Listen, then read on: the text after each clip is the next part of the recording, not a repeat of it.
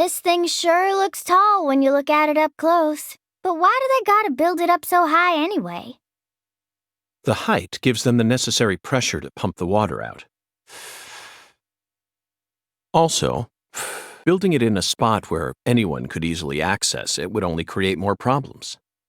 Problems? In a certain Missouri town, they built the water tower low enough that a person could easily climb up to it. And that's exactly where a mass murderer decided to hide the bodies of all his victims.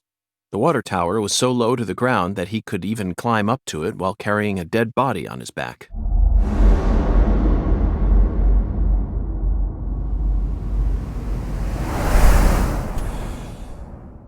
Incidentally, they ended up finding a total of 43 bodies in there.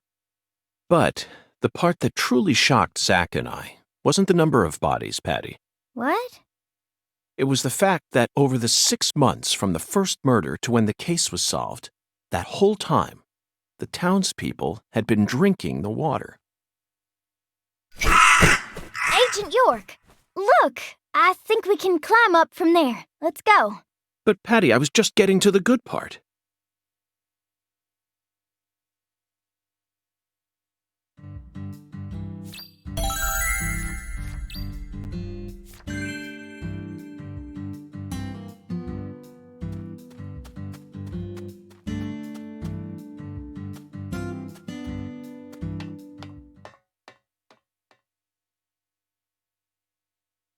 So this is our town. Looking down on it from here, it's hard to imagine any bad stuff ever happened at all.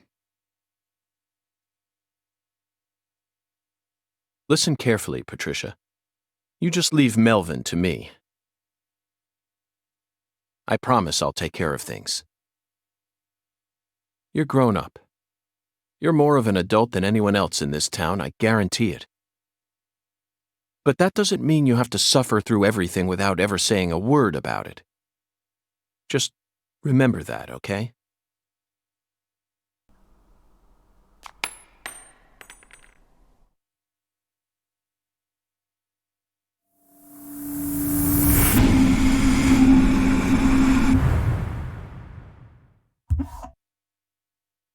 Zach, it looks like the holy Allah hasn't been sucking up water properly. No wonder the shower in our hotel room felt so weak. Patty, who manages this water tower? This is Lucare.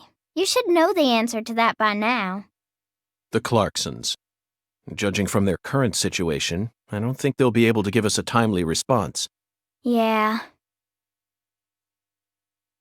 Do you know where the water comes from? Probably Isaac Lake? That settles it. Let's fill the holy Allah and solve this problem ourselves. I knew you were gonna say that, Agent York.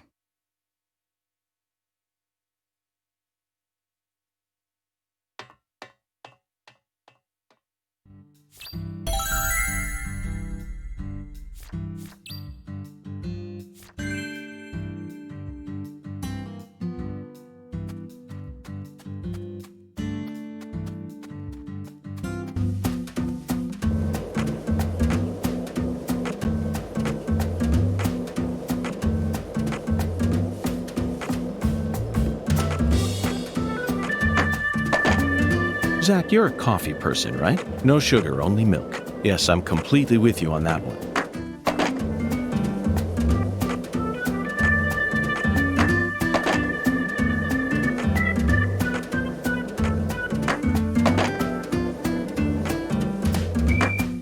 Zach, you're a coffee person, right? No sugar, only milk.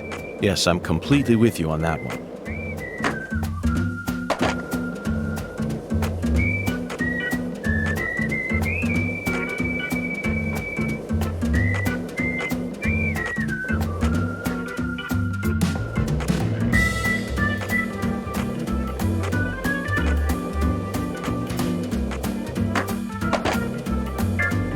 Do you think Patty's okay? She acts strong, but it seemed like she was deeply distraught. Where did Melvin disappear to? The same goes for her mother, Candy. We never even got a chance to meet her mother. Did they get swallowed up into the Clarksons' vortex as well? We need to hurry, Zach. As of now, Patty could be in danger. Can't stop moving until we find the source to all this chaos.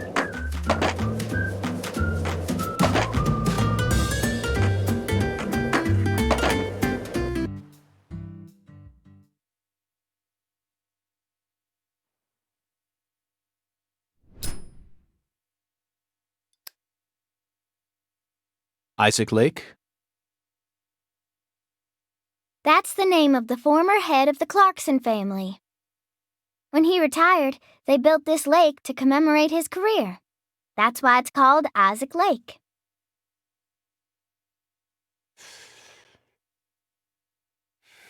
They wanted people to remember the power of the Clarkson family every time they used their water, huh? You sure don't miss a beat. The water level's higher than I expected. They probably haven't been out here to check on it since Lise was murdered.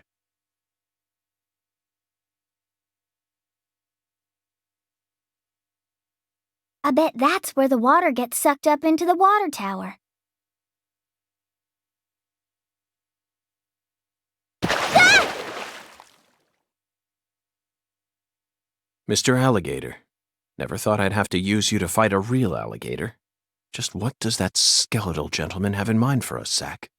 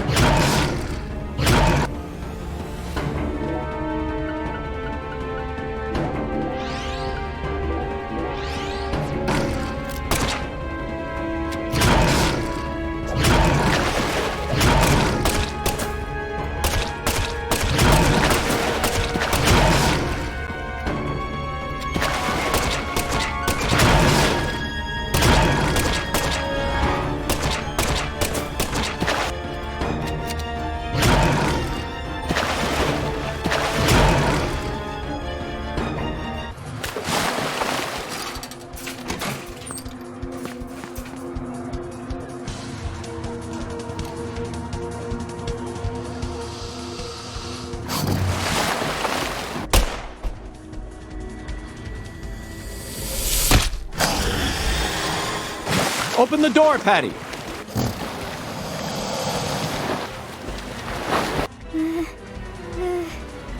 Now, Patty!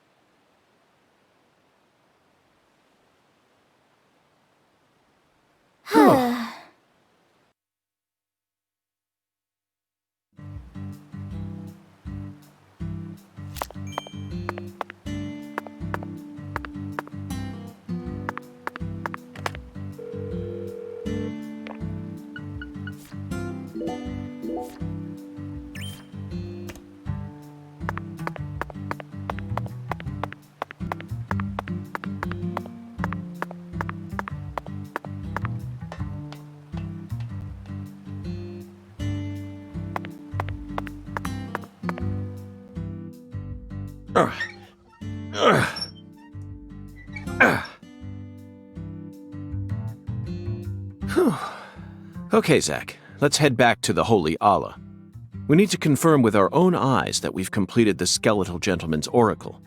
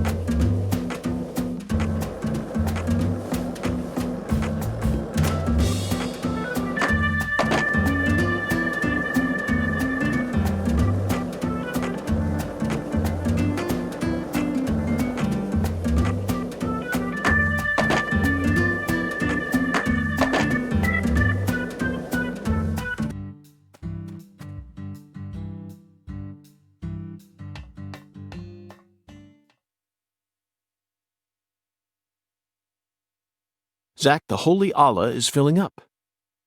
Looks like we'll be able to take a warm, invigorating shower tonight.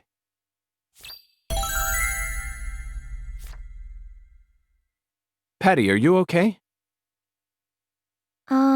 No. Not really. Worried about your parents? Well, of course I am. My mom is sick, you know. And she got even worse starting about a year ago. She used to be so beautiful. But now she looks like a completely different person. She can't even get up out of her own bed no more. I'm sorry to hear that. I already hurt you once in the past, and now it looks like I've gone and done it again. No, I know Mama's illness ain't your fault, Agent York.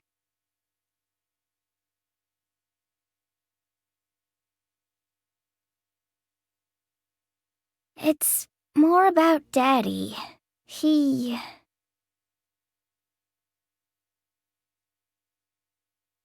Nothing. Just forget it.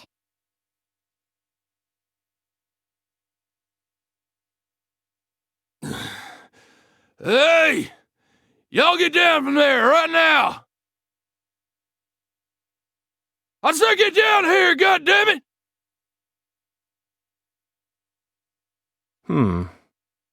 The heir to the Clarkson legacy has come for us, Zach. And he doesn't sound very composed.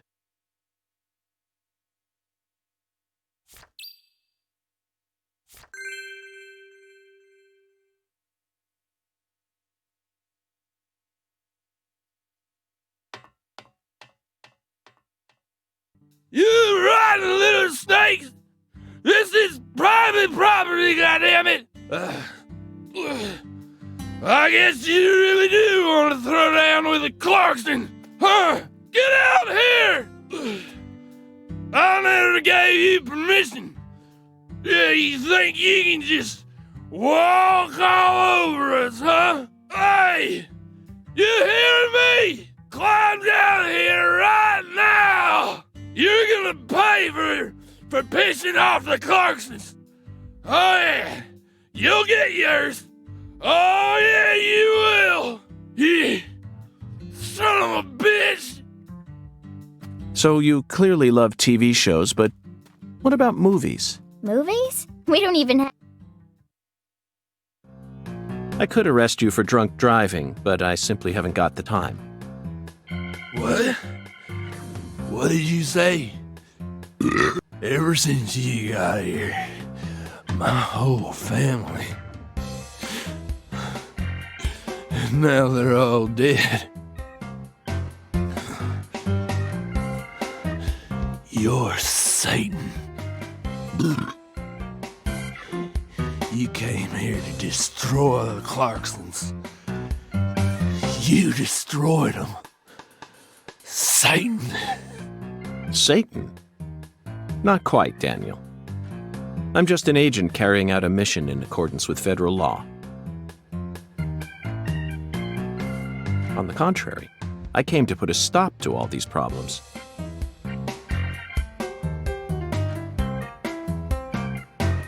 You might even consider thanking me for it.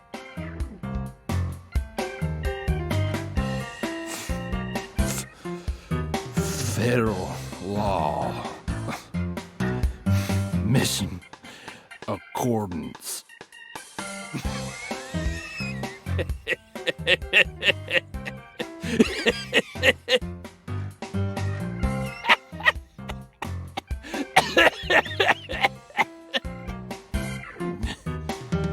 You hear that?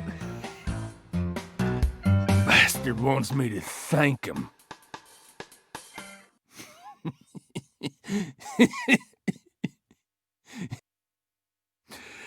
I lost everything. My treasure. At least my old baby girl. I don't know. I don't know what I'm gonna do now. You reap what you sow. God damn it. Whether you like it or not, You're the new heir to the Clarkson legacy. You could rebuild their empire, or resign it to the ravages of time. Do whatever you like. But you'll no longer be able to borrow a certain someone's power and march around like you own this town. You need to accept that and prepare to survive.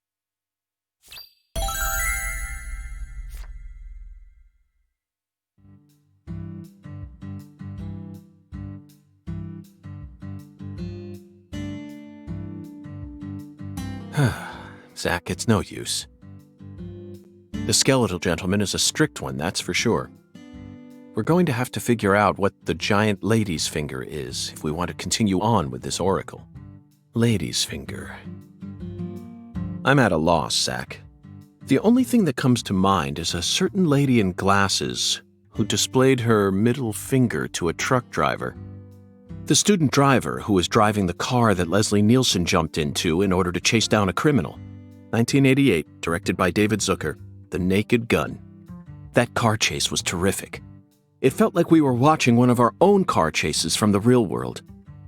That director must have gotten some advice from actual police officers. Otherwise, there's no way he would have been able to film such a realistic chase. Hey, Agent York, can I say something?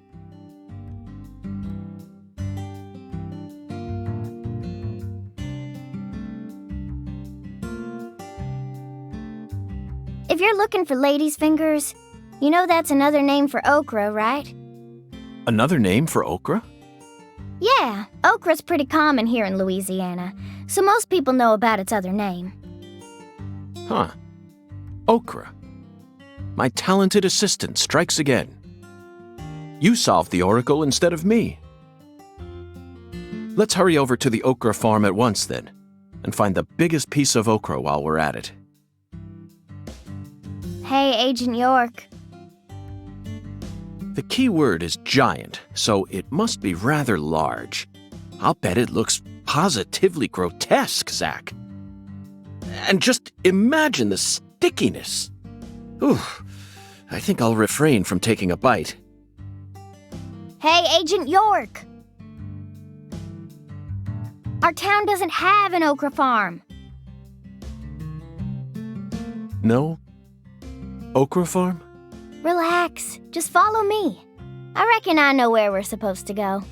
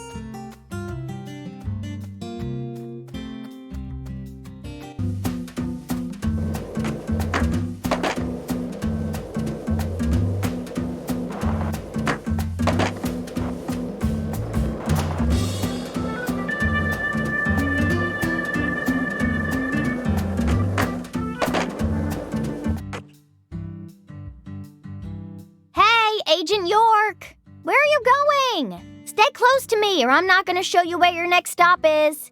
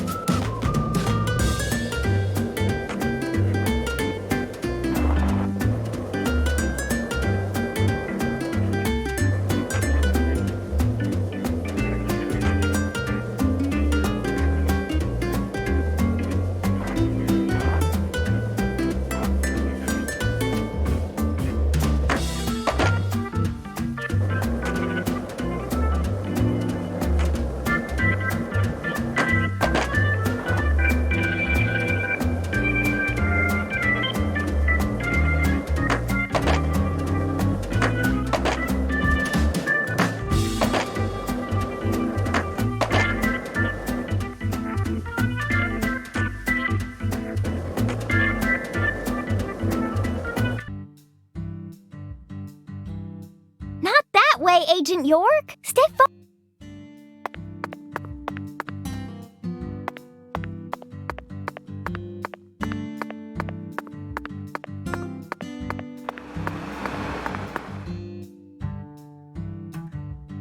I know.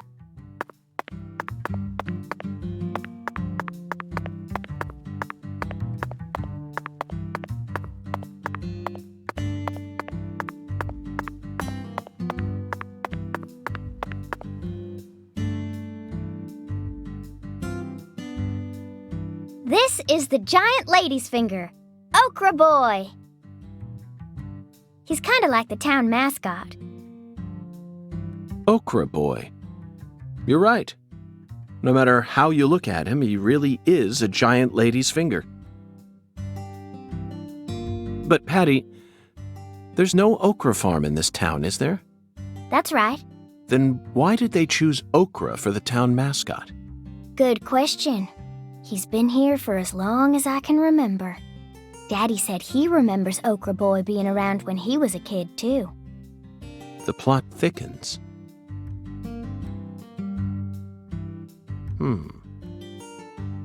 Zach, doesn't it look like he's pointing at something? Let's follow that white glove.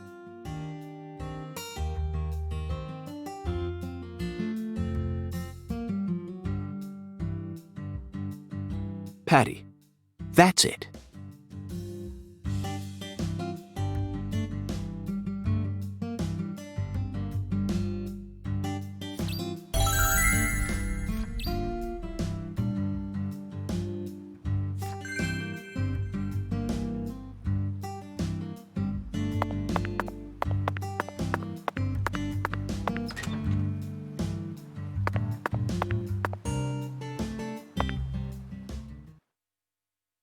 So this used to be the control device for the drawbridge. But it looks like its insides have been replaced with something else. Oh, yeah. I remember Daddy telling me about this. This drawbridge hasn't been used for decades now. So the control room doesn't work, and the power's been disconnected.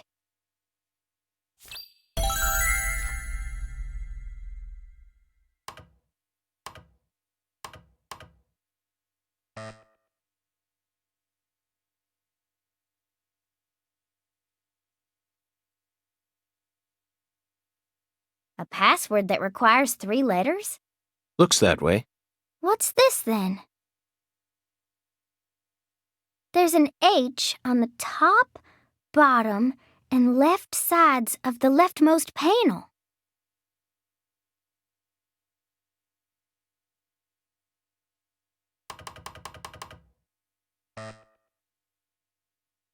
Patty, trial and error won't get us anywhere. There are 26 letters in the alphabet, which makes for 17,576 different combinations if we use 3 of them. Let's try something more efficient. I know that. I was just fiddling with it. So, what do you want to try, Agent York?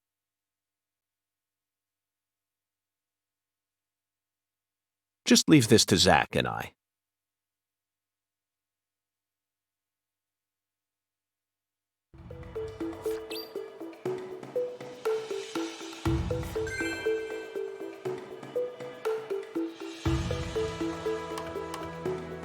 Zach, this password may look complicated at first glance, but you needn't worry. This is a chemical formula, a challenge from Professor R. The H that's tattooed all over the leftmost panel stands for hydrogen. In other words, the leftmost panel represents the molecule you get when 3 hydrogen atoms merge. All we need to do is figure out which chemicals go in the remaining panel. Try reviewing what we know. We spoke to the 17 comrades who saw the birth of New Orleans, filled the Holy Allah, then found the giant lady's finger pointing toward the entrance to the Forbidden. After we met the 17 comrades, we encountered that ominous red tree. There was sap dripping out from the red tree's trunk, wasn't there?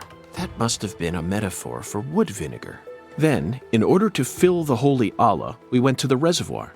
The water tower represents a distillator, and the water represents coolant. Wood vinegar, distillator, and water, Zach. Figured it out yet? The chemical formula is CH3OH, methanol. It's got to be COH.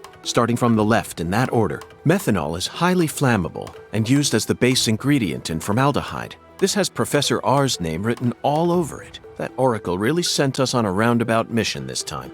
It almost feels like we're playing a video game here. Talk about stupid.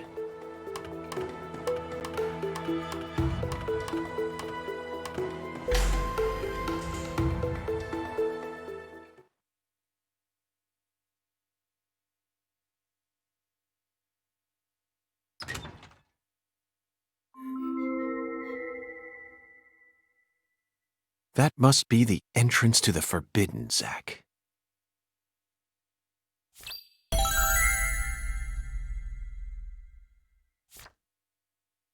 You can't touch that! Smarty pants scientist said no. Avery Smith. Drawbridge don't work no more. The machine's junk. Yup. You're right, Avery, but don't worry. I got permission to touch it. Permission? Agent York, you got permission? That's right. Permission from the President of the United States.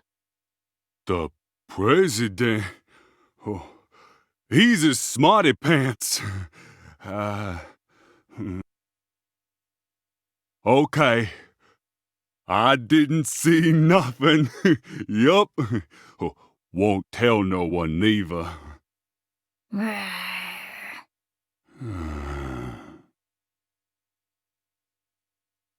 Hey, Agent York, are you really going in there? Yes, I have to, for the sake of the investigation.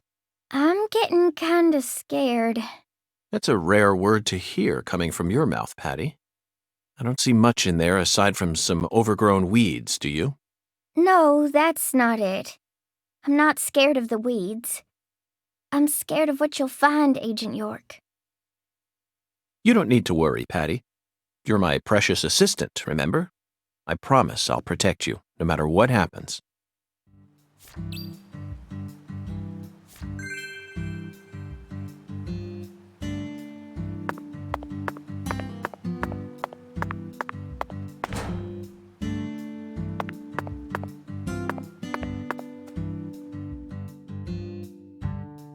Patty, the truth is, when I first saw Okra Boy, I remembered something horrific. The most evil monster I've ever seen, in fact. A monster? Oh yes, a demon incarnate who plunged New York City into mortal fear. The Stay Puft Marshmallow Man. Marshmallow? Ghostbusters, 1984, directed by Ivan Reitman. Now that's a film that was filled to the brim with bona fide horror. A true masterpiece that boasted an honest depiction of just how frightening a real ghost would be. Even if you watched it now, I'm sure it would still chill you to the bone. First night I watched it, I was too afraid to go to the bathroom alone, so I made Zach come with me.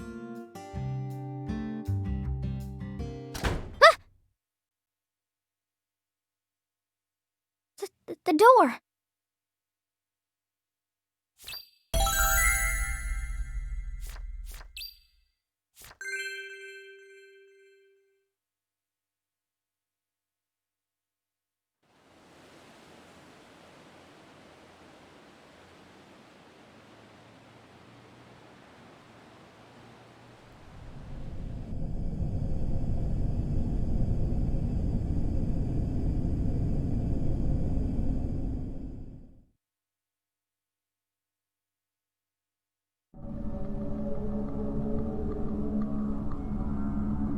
By the way, Patty, what do you usually do when you're at home? Is this an interrogation?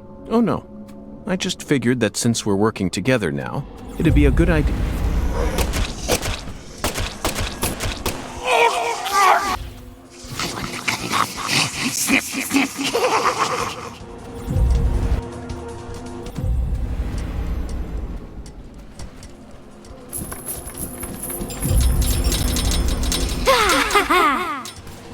Are you in pain? Do you Are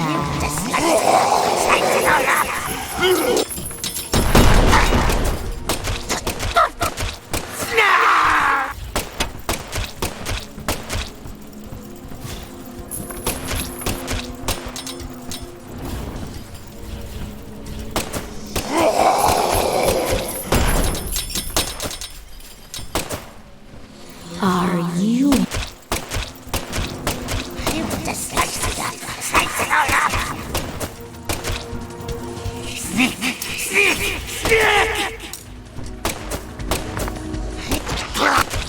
Your house. You can't do anything. You're powerless.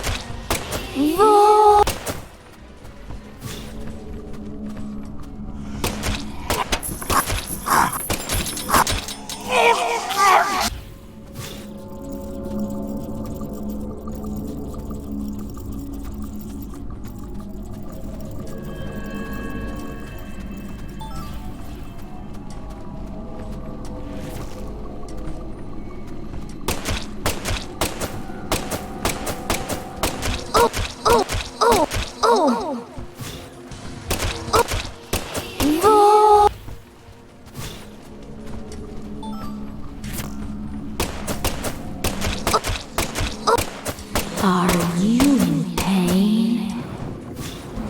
Do you want to die?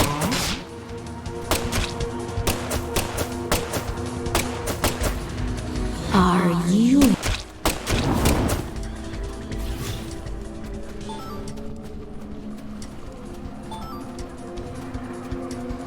Are you in pain?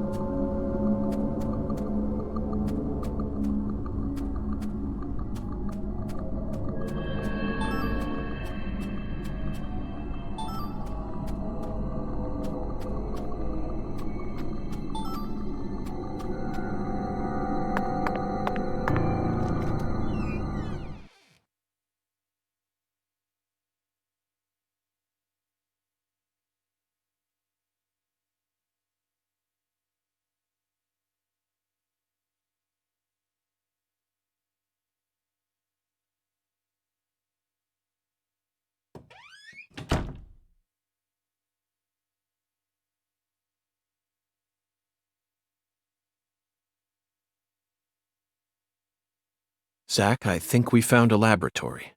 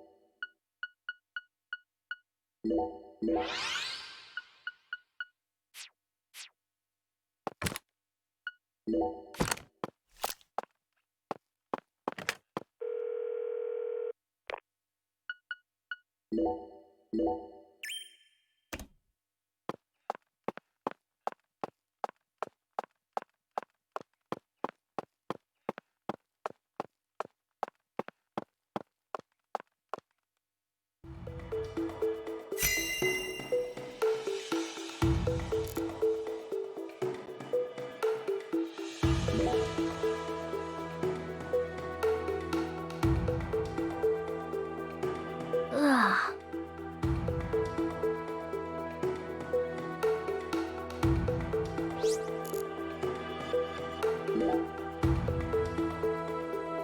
A research log. No, it looks more like a journal. Look, Zach. This belonged to Lena Doman.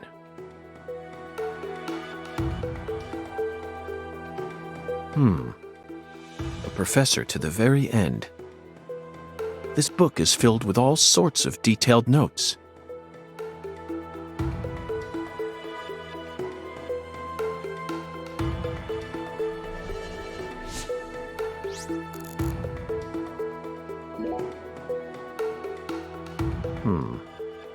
She studied abroad during school, most likely in order to get as far away from her father's prejudice as possible. Abroad, she studied chemistry and fire dynamics, then cultivated the groundwork for Sang Rouge.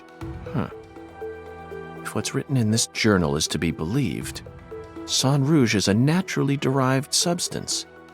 That must mean it's something akin to ayahuasca, the hallucinogen found in the Amazon region. But Sang Rouge wasn't actually produced here. It appears that a special environment is necessary to summon the red demon.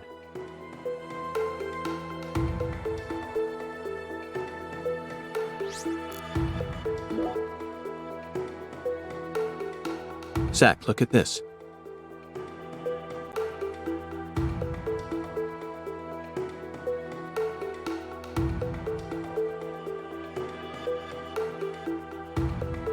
That matches up with what PJ mentioned just before he died. And apparently, they had a daughter. The Clarksons' family tree is far more complicated than I could have imagined. You can say that again. And here it says that the Clarksons' older daughter later fell in love with someone in town and got married. Then she must still be somewhere in this town. Hey, Patty, did you know about all this? I don't know.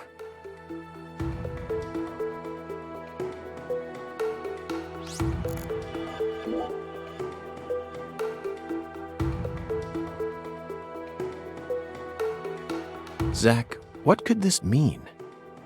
A salesman passing through town gave me an epiphany that changed my life. She didn't create Sang Rouge until after she met this person. And from that point onward, she started fanatically worshiping someone. She also ceases to mention anything more about her older sister, and the word goddess of fertility starts appearing everywhere.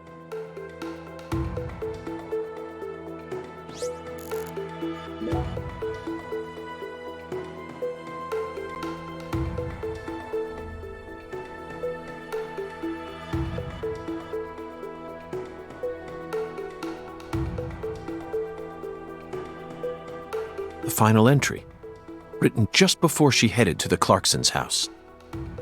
No one can stop my plan, not even me. My only worry now is P. I only pray the Fool King can stop him.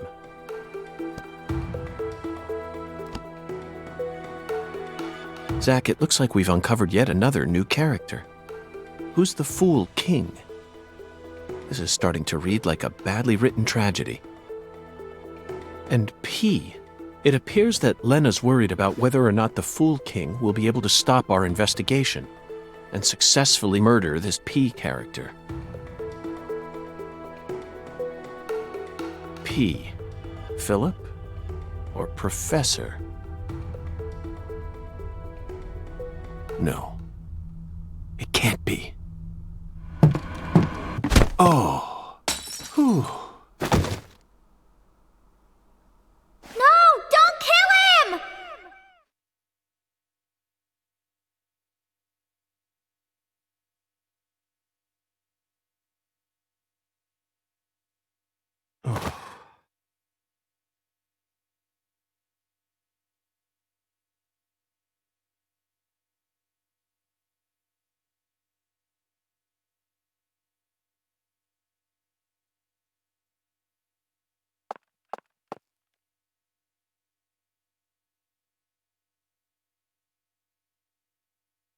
Whoa, whoa, whoa, whoa, whoa, whoa.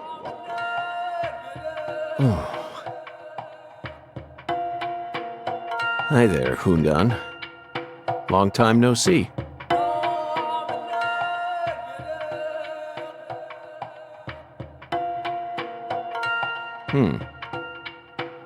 This is definitely your simplest oracle by far.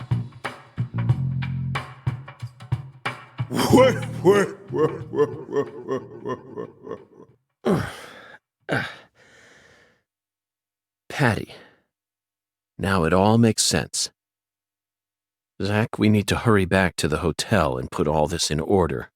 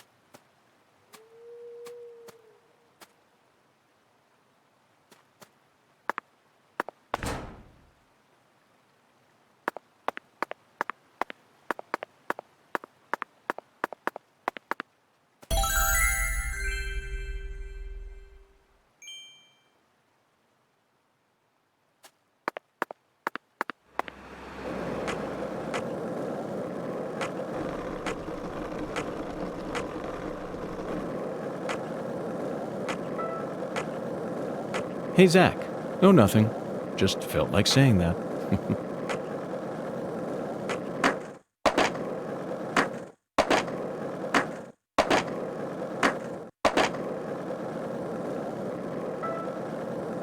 Lena Doman, aka Professor R.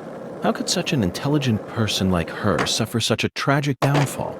Does the South really corrupt people like Patty said? This sunlight certainly seems capable of breaking.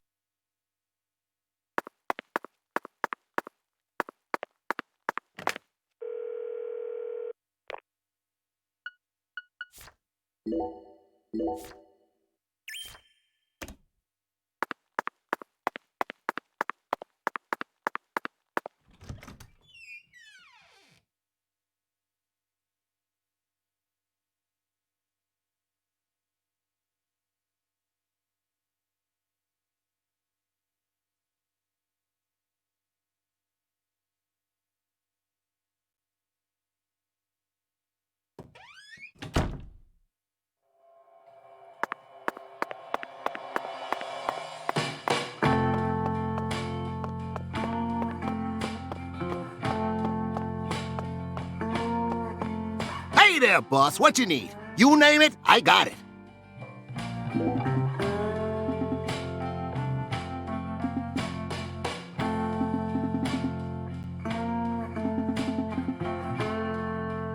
Hey there, boss. What you need? Boss, please. But if you're ever in need of any favors, you know who you can come to. See, despite how I may look, I've actually built up quite the network around here.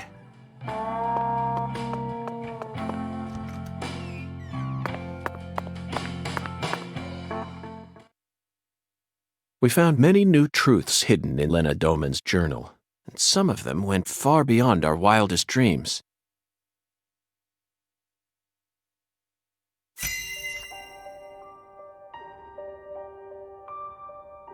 First, we should clear up who PJ's first daughter is. She was a complete mystery until now, but after reading Lena's journal, I became convinced of something. She still lives somewhere in this town. Lena's journal stated that this woman married someone from the same town.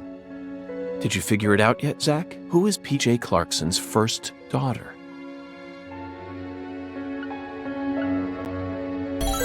Yes, Melvin's beloved wife and the most beautiful woman in town, Candy. She's PJ Clarkson's first daughter. Which means that just like Galena, Candy also carries his blood. Now we know why Melvin said that Galena was a beauty who could attract a lot of attention. Candy had no interest in the inheritance and was also sexually liberated. Candy is supposedly sick, but she's now become a key person in our case. She must be why Melvin's gone missing. Melvin's beloved wife, Candy, committed a transgression in her past. Zach, what was it?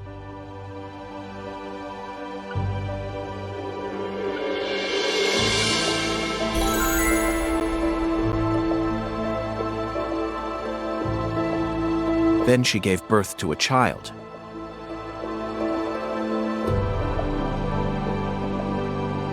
A child that we know very well.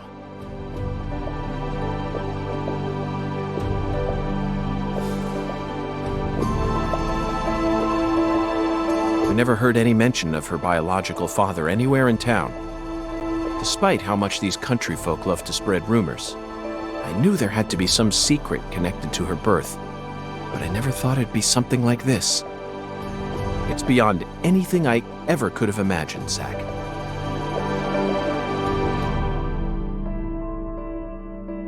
Next up is the Fool King, Zach. All you need to do is pick out the person who acted most like a fool when we encountered them. Honestly, the answer is clear. And isn't it, Zach? Melvin. He's got to be the Fool King. The way he's acted from the moment he located Lisa's body up to now. The way Galena was murdered, silenced, without any resistance. His discord with the Clarksons, the words PJ left behind, and the engineer boot prints we saw at the discovery site. It feels like the missing puzzle pieces are all falling into place now. But why did he decide to take part in Lena's plan? According to Patricia, he seemed to be avoiding Lena. There's no way he actually could have believed that the goddess of fertility would come and save the town. Oh, so that's it, Melvin. As you nursed Candy, you too became corrupted by Sang Rouge. Drugs rob people of their judgment. They slowly but surely eat away at their users. That's most likely the reason it took Lena so long to enact her plan. I don't know what to say, Zach. This is absolutely unbearable. Lena fell in love with her older sister Candy, and the two of them had intercourse. But afterwards, Lena realized that there was a disparity between her body and her mind, and descended into suffering. Finally, Lena left home and decided to live on as Professor R. Meanwhile, Candy fell in love with Melvin, which led to her leaving home as well. I could only guess that Lena and Candy's relationship continued after they left home. Then, their strange love transformed into something else that bound them together in a powerful new way. Lena must have periodically delivered Sang Rouge to Candy as offerings to the goddess of fertility.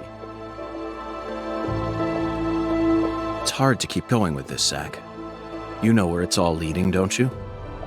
If Lena's plan was to kill off every last Clarkson aside from her goddess, then her next target is PJ's last living descendant. She's in danger. We need to hurry.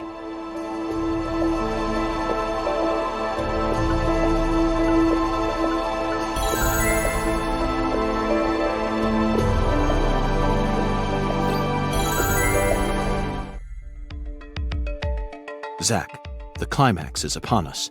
Whoever hit me in that control room sure wasn't holding back. The blow was so devastating that I passed out instantly. There aren't many people who could do that. Oh, they hit me right in my head, so my memories are fuzzy. Not my finest hour, to say the least. Now, what should we do next? First, we're going to need to refresh ourselves a little. Sunbathing, Zach. Let's go bask in some liquid sunshine that's just as hot as the sun out there.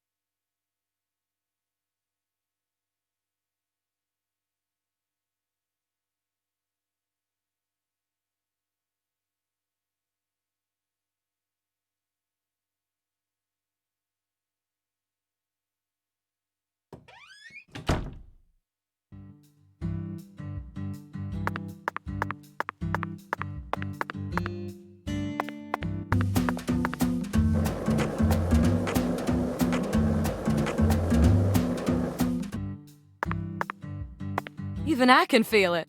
You almost got this sucker solved, ain't you?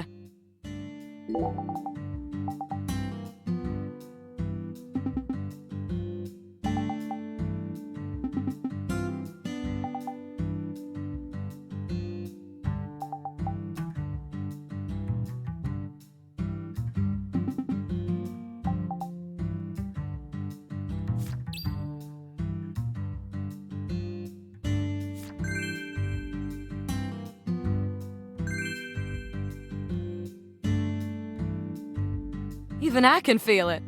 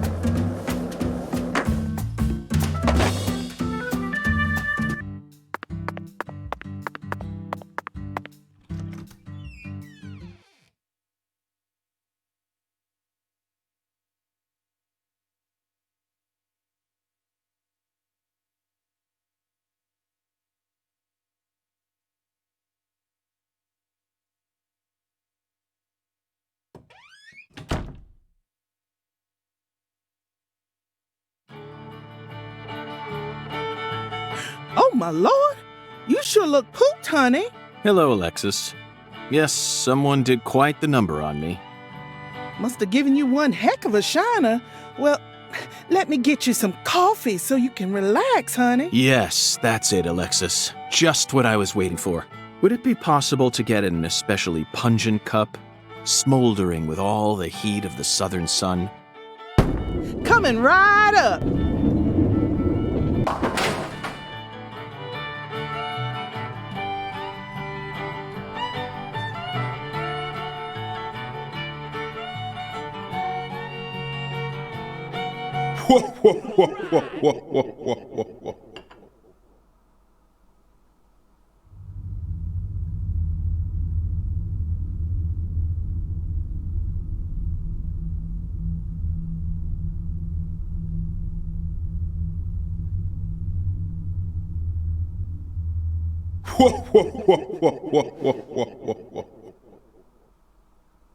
Zach, look.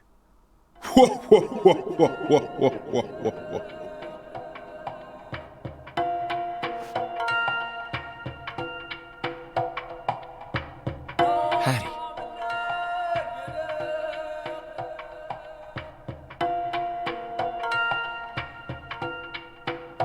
No, Melvin. No!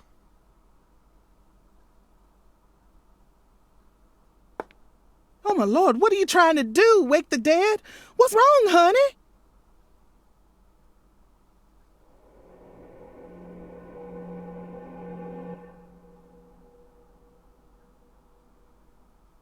Where is this boathouse located? Oh, my lord, what's going on with you? Your poor voice is positively trembling. Just tell me. Where is this boathouse located? There's lots of boathouses around these parts, honey. Your guess is as good as mine. Well, then can you at least tell me when this photo was taken? Looks to me like it was taken during the Clarkson Campbell wedding party when PJ married his ex-wife Audrey. There was a building this tall in town back then? Oh, you know what? That must be the cold storage warehouse. That big billboard on the roof is the Clarksons, see?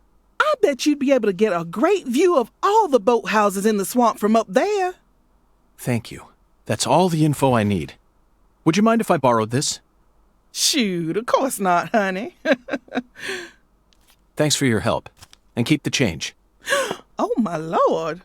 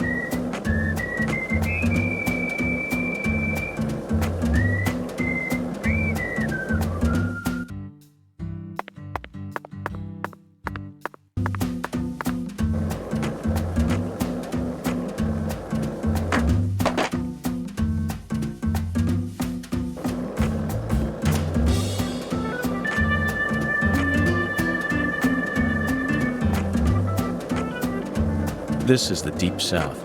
I feel it every time that molten hot sun pours down on me. Don't you, Zach?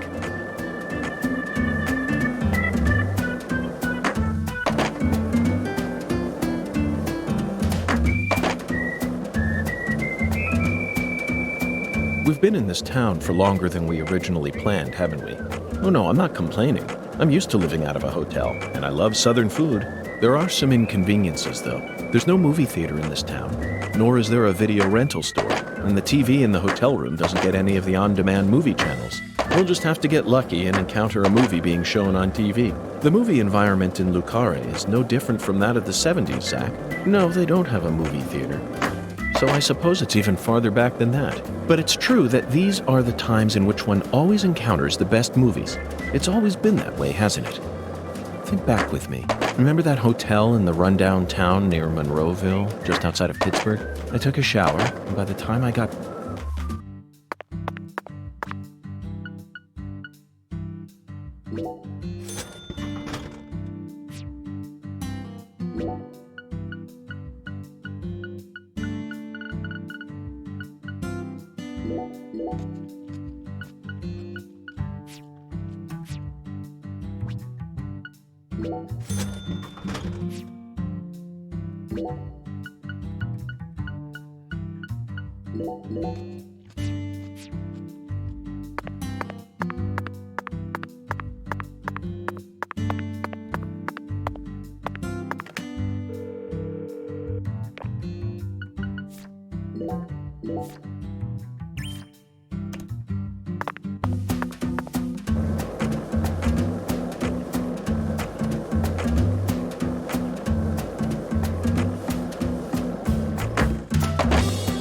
One lollipop?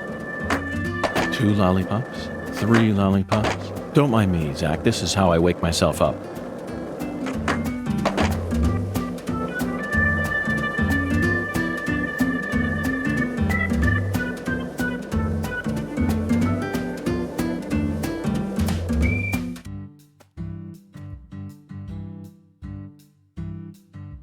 Oh, it's you.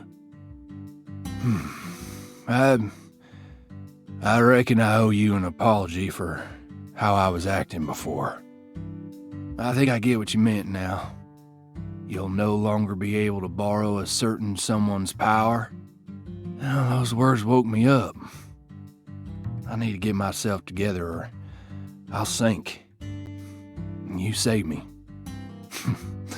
So, thanks. Now this is a surprise, Zach. Can a human being really turn themselves around this quickly? Hey, come on, don't say that. I was drunk, you know. I lost my baby girl, my wife, then my father-in-law. I didn't know what to do. Blaming it all on someone else was the only way I knew how to cope. All right? What are you here for, anyway? Thought you already investigated this place. I'd like to get your permission to climb up to the roof. Right up to that hideous sign there. Oh, is that all? Well, go on ahead. I know you're a genius agent. If you need to go up there, then by all means. Danny, I'm not a genius. I'm a complete failure. I never even gave a single thought to P.J. Clarkson's first daughter. I was practically oblivious the entire time. I never considered the possibility that Lena had a child either. And that misstep cost us many sacrifices. But you know all about it now, right? Then just move on. You figured out that it was Galena who murdered Lise, and that Galena was being manipulated by Lena. You proved that my treasure wasn't evil after all. It may have cost us a lot of sacrifices, but that still makes you a genius agent. And that's how I know I can trust you. Now, I don't care if you're FBI. I'm still gonna come clean and say it. Whoever killed my treasure is gonna pay. I want to track him down and kill him with my own hands. But I'm a Clarkson too. So I made up my mind. All Clarkson's got a job to do.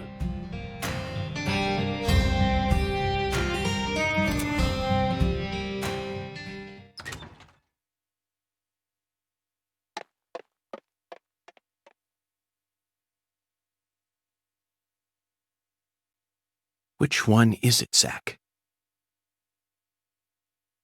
Patricia must be in the boathouse we saw in that photograph, along with Melvin and Candy, the goddess of fertility. What I saw at Alexis's restaurant, not only was my mind still reeling, but the oracle was also rather vague. But so what, Zach? We just need to find the same boathouse that we saw in that picture. There's got to be another singularity inside it.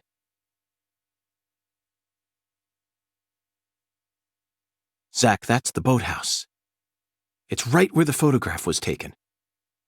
But I have no idea how we're supposed to reach it.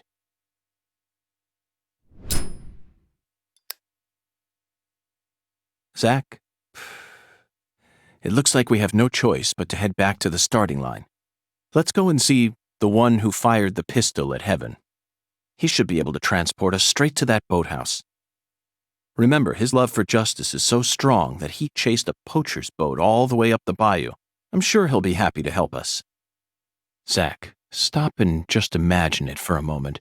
Chuck's face, once he hears that poacher's boat is actually a shrine housing the goddess of fertility.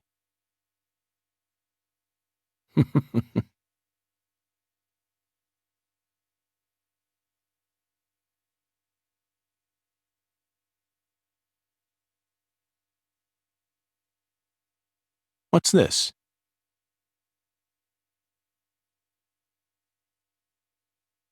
Who left this message for her? Zach, you know what? I forgot all about our 10-foot giant. We still have a lot of work left to do in this town.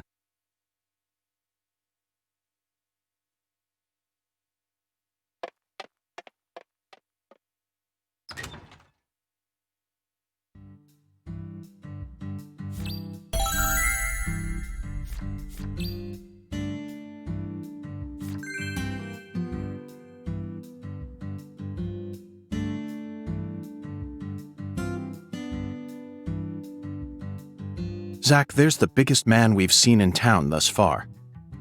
Let's talk to him just in case.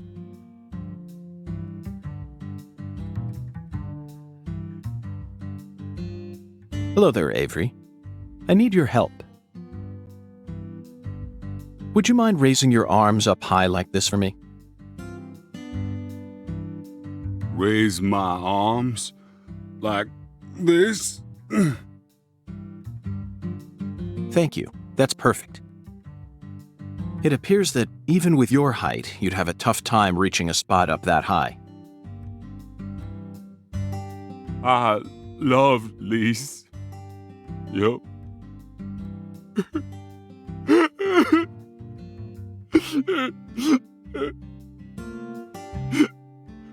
But Lise got cold. Lise turned white.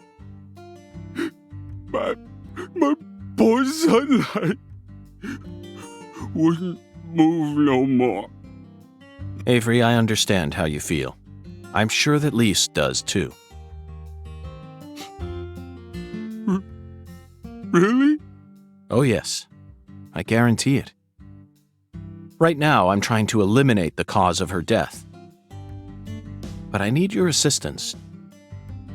If you ever see a man who looks taller and stronger than you, I want you to let me know. I will. You bet I will. Yup.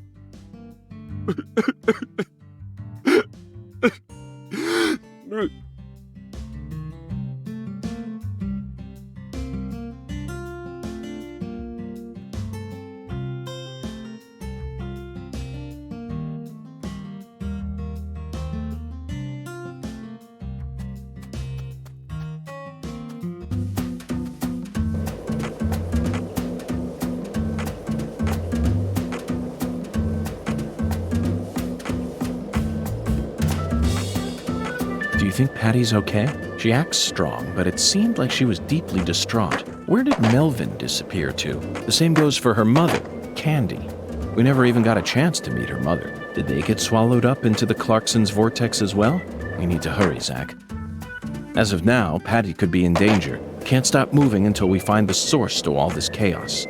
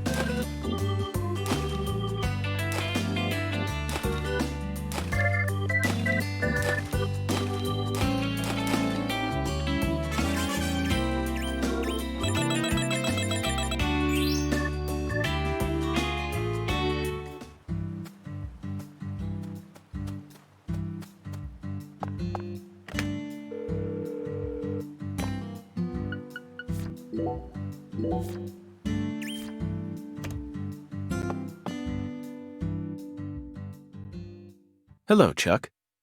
The time has finally come to catch that poacher's boat you spoke of. Oh, now he wants to catch the boat. Thought you FBI boys don't chase down boats. Ain't that what you said? Unless it's a terrorist boat that plans to overthrow our country, right? You're exactly right, Chuck. I discovered that boat does contain perpetrators who are potentially capable of overthrowing our country. Perpetrators who are deeply connected to a new drug called Sang Rouge. And you expect me to help you? Yes, I need your help.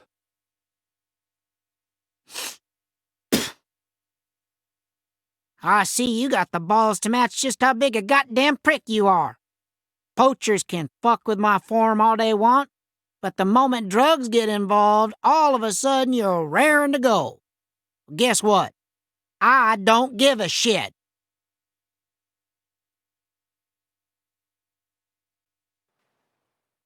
I can't solve this case without your help, Chuck. If you're angry about how I acted earlier, then please allow me to apologize. I don't want no apology. Then how can I get you to trust me? You really don't know when to shut up, do ya?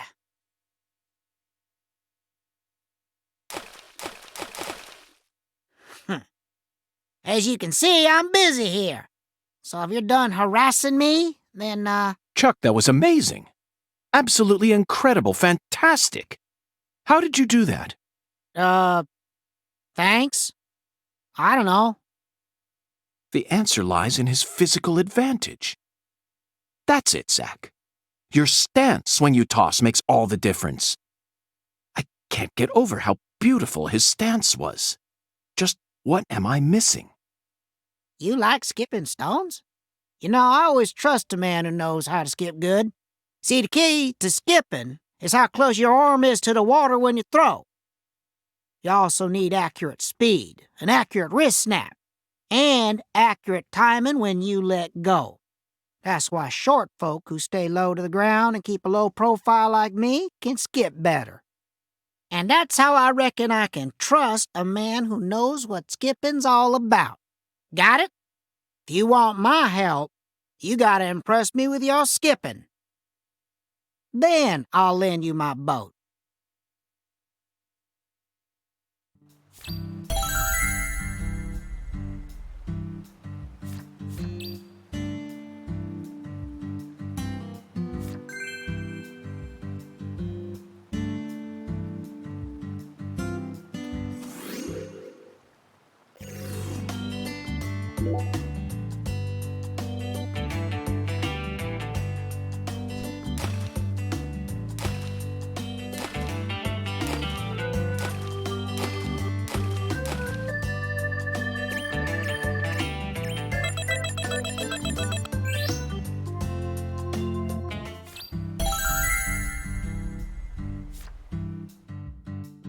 Hot damn! Woo-wee! You're a natural. That was flawless skipping, all right. Really? Oh, yeah. You got talent, boy. And you're humble, too. Well, I did have a great teacher. That's what helped me to stay low. Yep, that's the key. Gotta keep low profile. Folks can learn a lot about life from stone skipping. Feller's gotta stay humble. Keep himself from getting all arrogant. Know what I mean? Okay, maestro, I trust you now. I'll take you into the swamp or wherever the hell else you want to go. Want to shove off now? Gotta make hay while the sun shines. Let's head over to my boat. Follow me, maestro.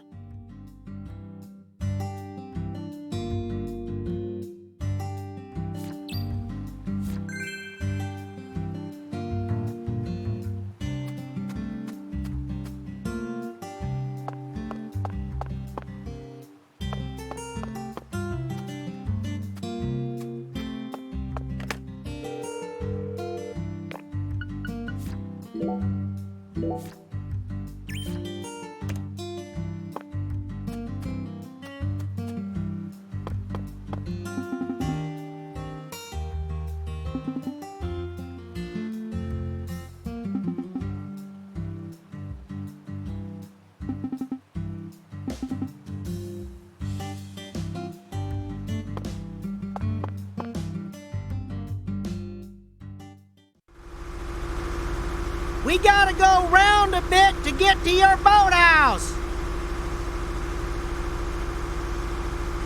It ain't the safest route out there, so just be ready. Zach, this is exhilarating. It's like an amusement park ride, only better. Hold on tight now, maestro. This is yet another reminder about just how vast and varied our homeland of America is.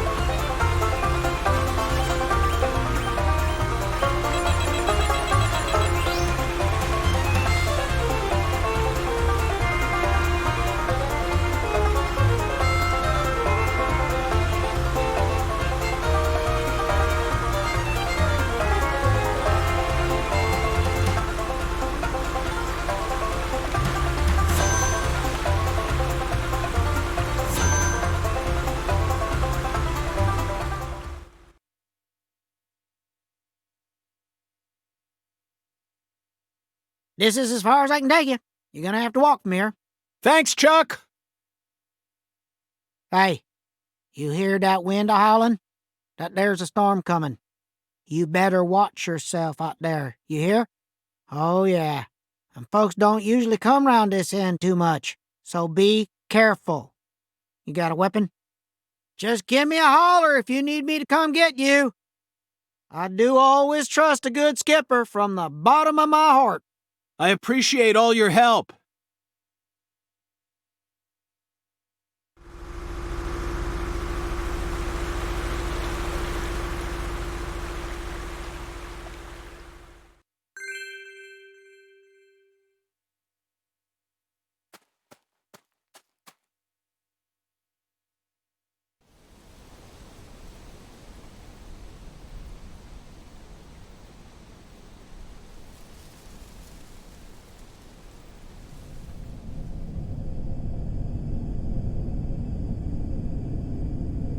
Zach, a deadly premonition.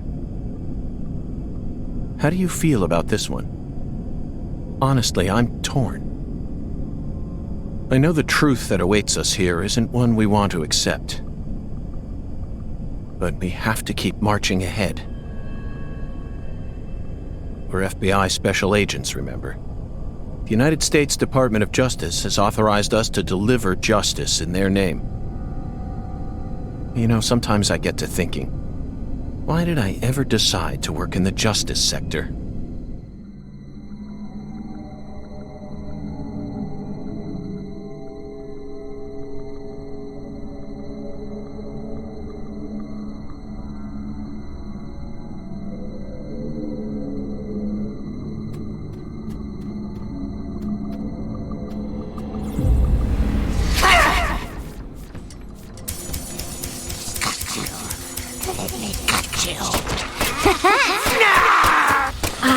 Curse.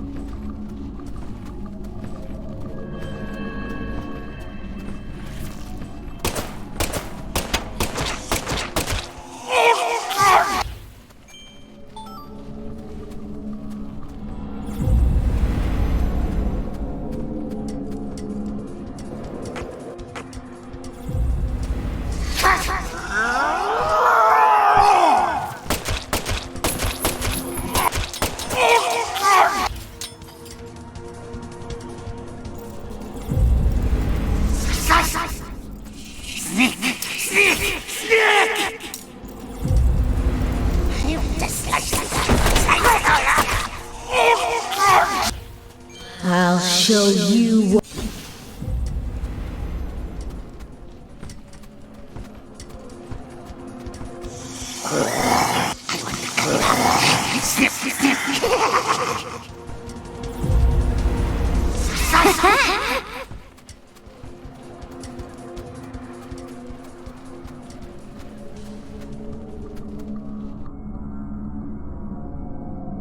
Zach, we've reached the final stage.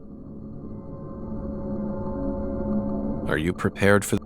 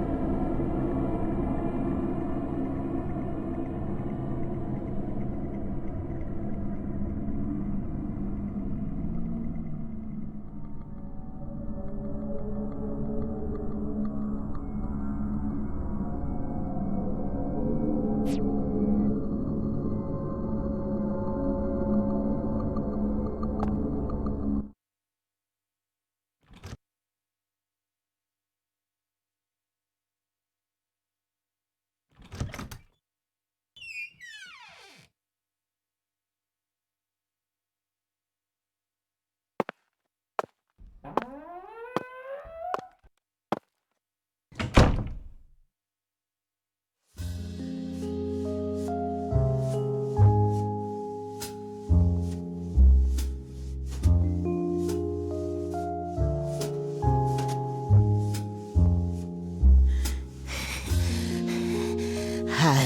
love you.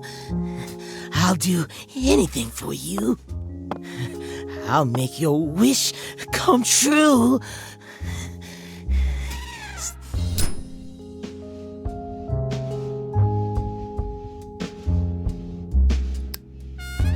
You stand before the goddess. Mind your manners.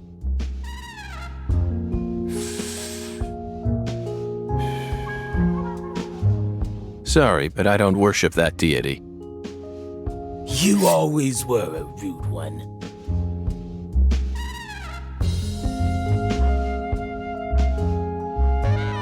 Patty, everything's all right now. Just come over to me. She can't hear you, York. Patricia's already in a trance. Outside voices can't reach her. You didn't. San Rouge? Now what kind of fool do you take me for? She's the consecrated virgin, and virgins need to be pure. She won't be able to serve the goddess if she gets all corrupted. Now will she? And besides, she's got a resistance to the stuff. Might be due to the blood she inherited from her parents. Or might be San Rouge was designed that way on purpose. Not that it matters now, 'cause she's about to die.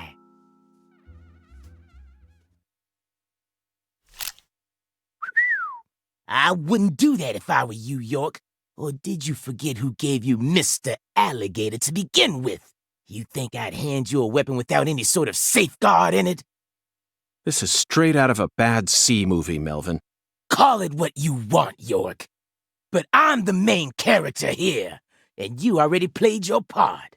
Now that Candy's become the goddess, I will take her once more and claim my seat as the king who rules this town. Yes, I will be the one who rebuilds the Clarksons' legacy! Power isn't important to you, Melvin. All you care about is your loving family, remember? The man who won the heart of the most beautiful girl in the world. Melvin Woods. We can still stop this from happening. You just need to wake up, Melvin. York, you really are a second-rate man. You're incapable of understanding how other folks feel. Lena was the one I loved. Candy's merely the symbol we use to restore the Clarksons' glory. The goddess of fertility is just an idol designed to guide our people down the proper path. I devoted everything I had to Lena. Hey, Patricia!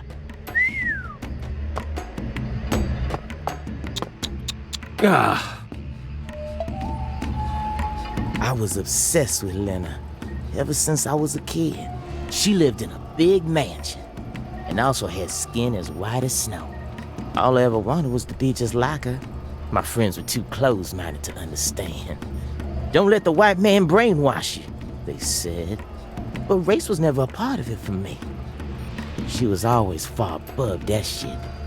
A higher being who surpassed it all. By the time I grew up, she already changed forms and abandoned her home. At first, I was so shocked. It felt like my dreams had been shattered before I ever got a chance to pursue them. But when I finally got a chance to meet her face to face, everything changed. I loved her female form with all my heart. The moment I saw her again, she completely possessed my soul. Hey, York. You know how they say God created man in his own image? That's what Lena is. She's God's finest creation.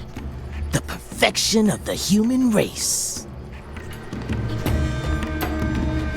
She wasn't perfect in any way, Melvin. She was just another criminal who happened to be a bit smarter than most. You never understand. Anywho, I decided to follow her plan.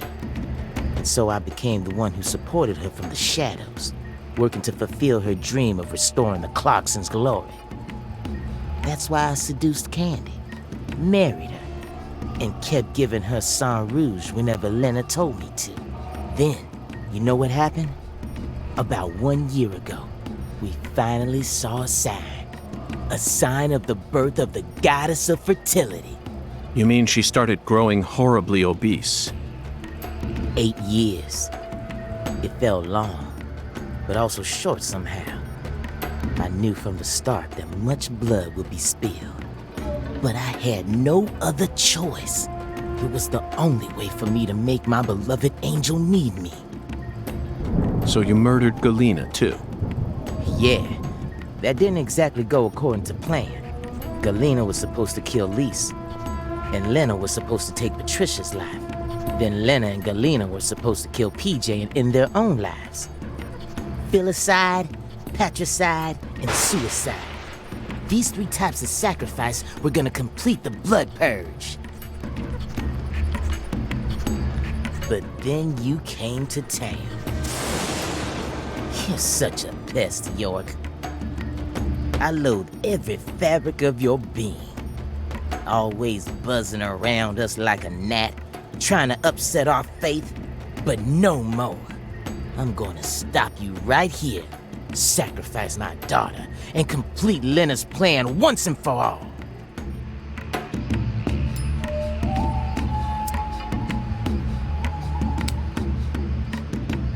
There may have been some hiccups in the plan, but the result won't change. After all, I'm her daddy. In the end, the goddess of fertility and her king will be the only ones left. We'll find a way to make do on our own. Hey, York, haven't you been wondering why I'm talking so much about myself? Because this is the last stage of the game? And nope, I've just been waiting for this. The bud. Soon, she'll be reborn, and the goddess of fertility will be among us. It all ends here!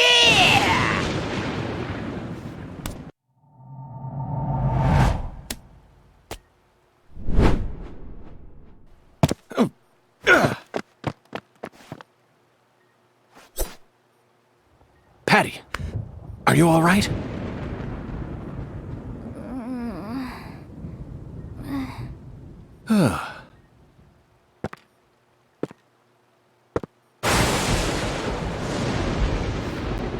Die!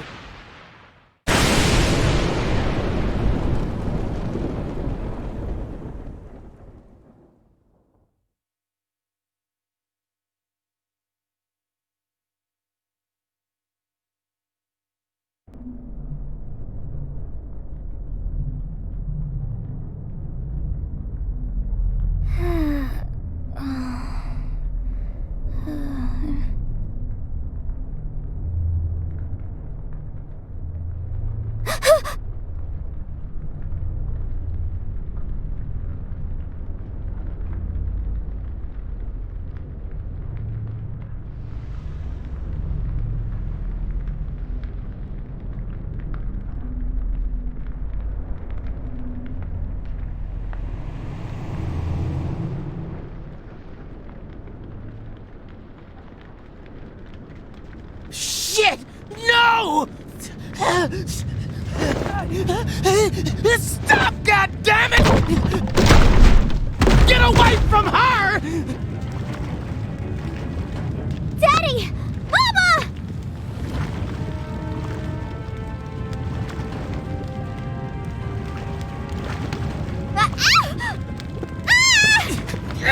Get out of the way!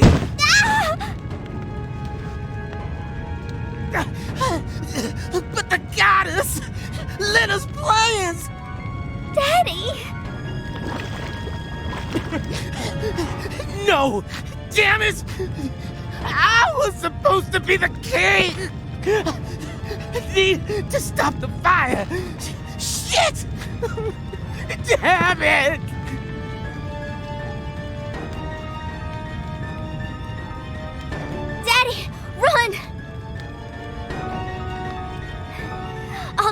for you.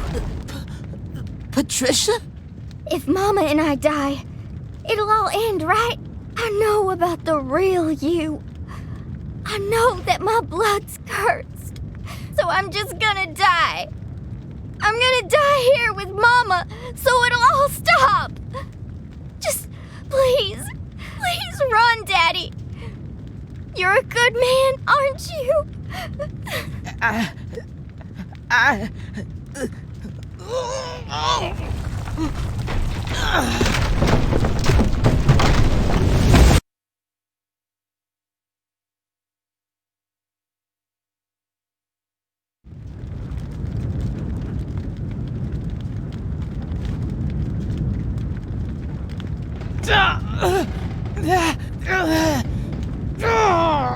Daddy, you saved me?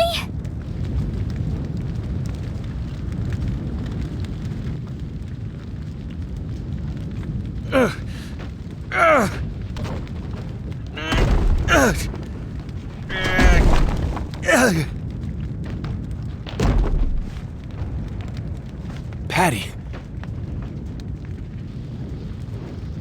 Zach, I need you. Give me strength!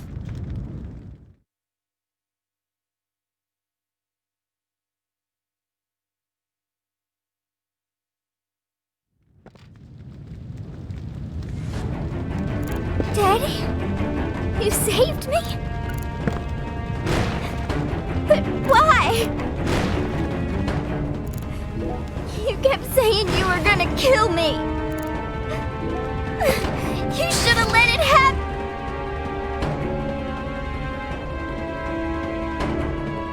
Daddy! I can't do it!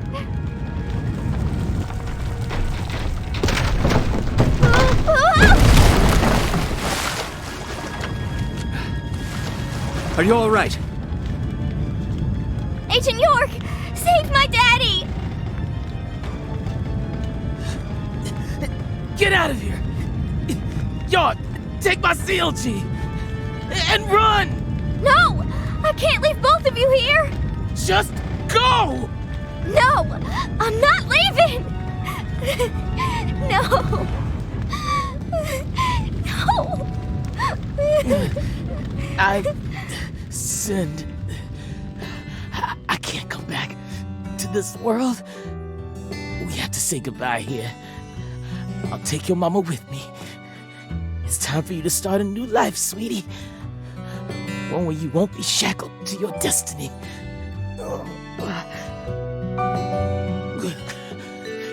York, I've confessed my sins. I'm gonna die here. I know this isn't how you wanted things to go down, but she's innocent. My CLG is pure. Please, just take her and get out of here. No! No! I'm staying with you!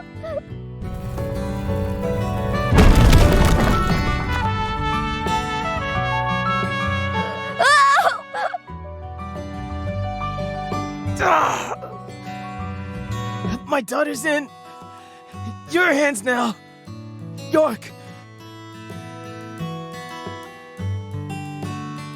Let's go, Patty. No! Let me go! Daddy! Mama! No!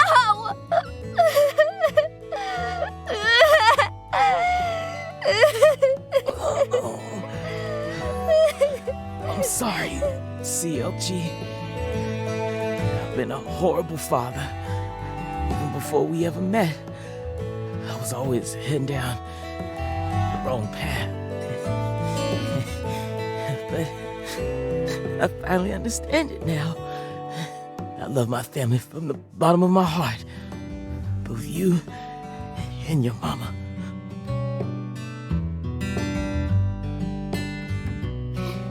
Me too. I love you with all my heart, Daddy.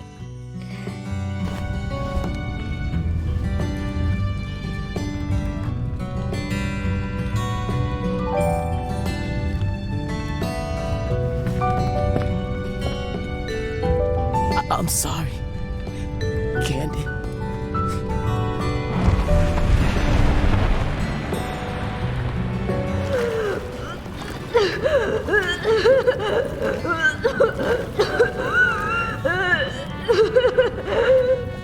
Red tree.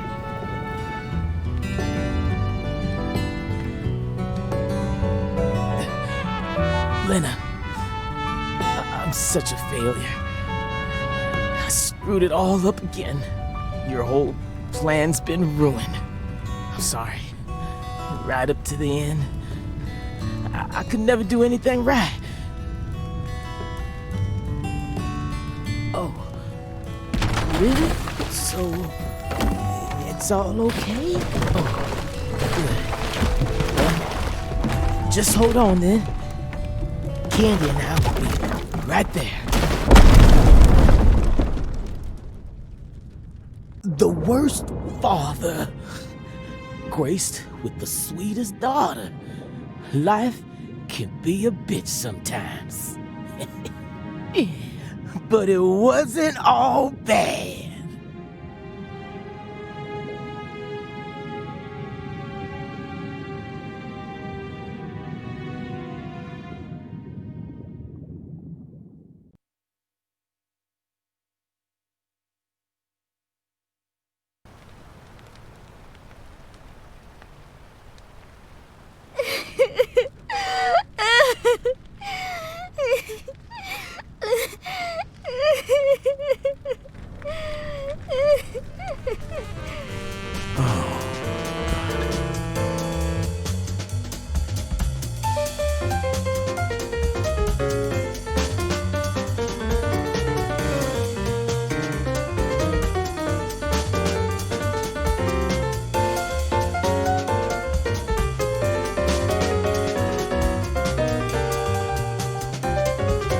Katrina brought that rain to us.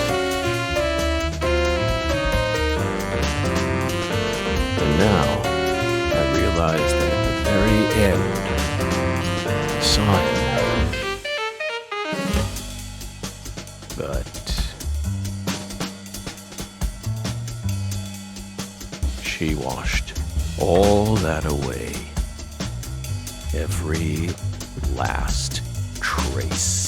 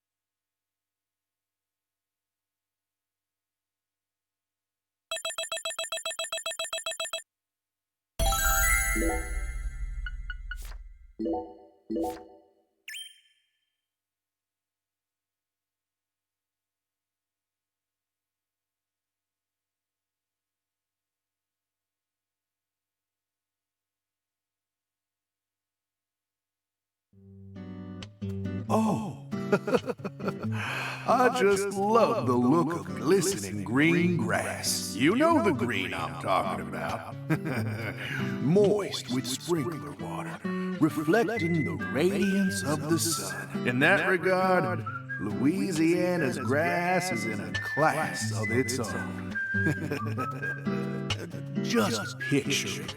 On a clear summer day, a cold beer in one hand, gazing out from your porch onto the garden you're so proud of. This is the life. Doesn't get much better than this. That's how you feel. A well-kept garden and a cold beer, the ultimate combination. They go hand in hand, just like hot dogs and sporting events. But that grass,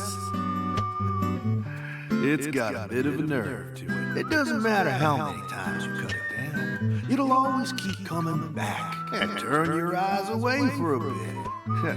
And that's when it'll really sprout up. Up until last week, your garden was perfectly pruned and balanced, symmetrical and pristine. But you wake up the next morning, and you can't even stand to look at what it's become. That's why people work so hard to cut their grass. Like it's some ordeal they've been tasked with by the big man in the sky. Oh. And it never ends. Understand me, Zach? If you want to stop cutting your grass, well, you need to either submit to its growth or force it to wither. That's all humans can really do. Hard work never really gets you anywhere in the big picture. Nothing but wasted efforts. You following me here? Now just be honest with yourself. Be honest, Francis Zach Morgan.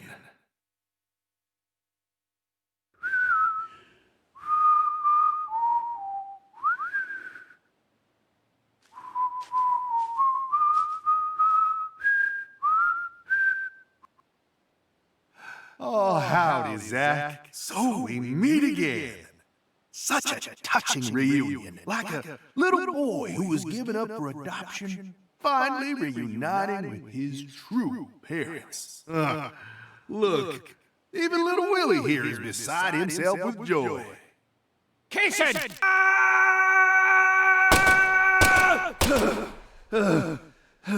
Oh, dear.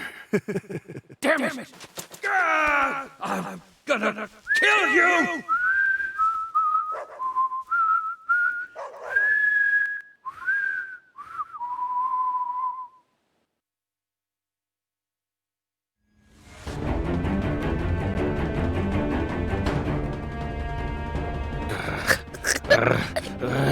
Let me go.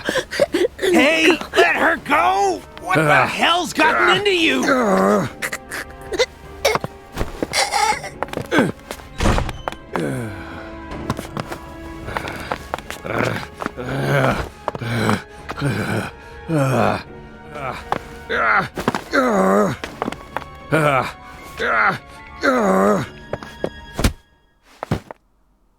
Jeez, are you okay?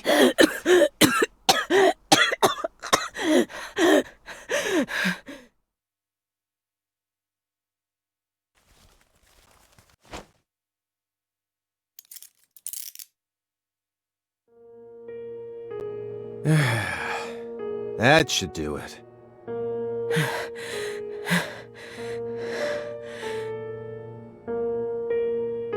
Well, no turning back now. How should we clean this up? I'm searching the room.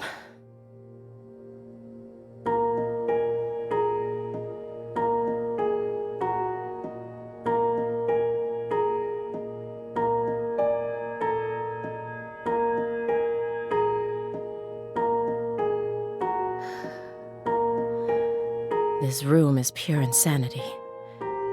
But I can't let it shake me. Why did you come here, Aaliyah? Remember the real reason you decided to investigate Morgan's house in the first place. We came here to find a missing girl.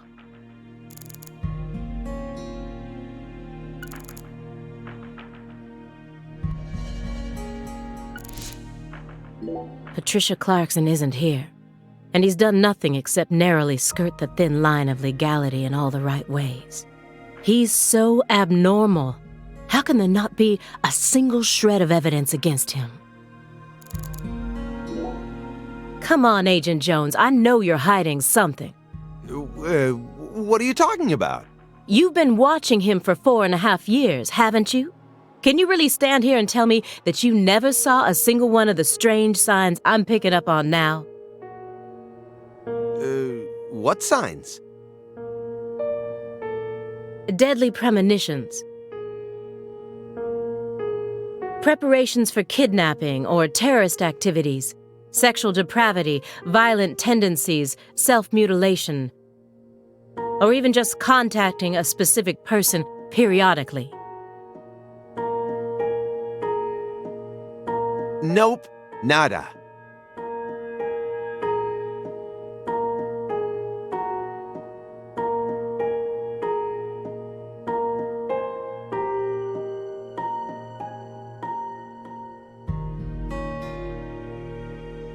He doesn't fit any of that. You think I'd really ignore something that obvious? I may be a schlub, but I'm still an FBI agent. Then why didn't you do anything about this room? Or did you merely choose to ignore his abnormal proclivities?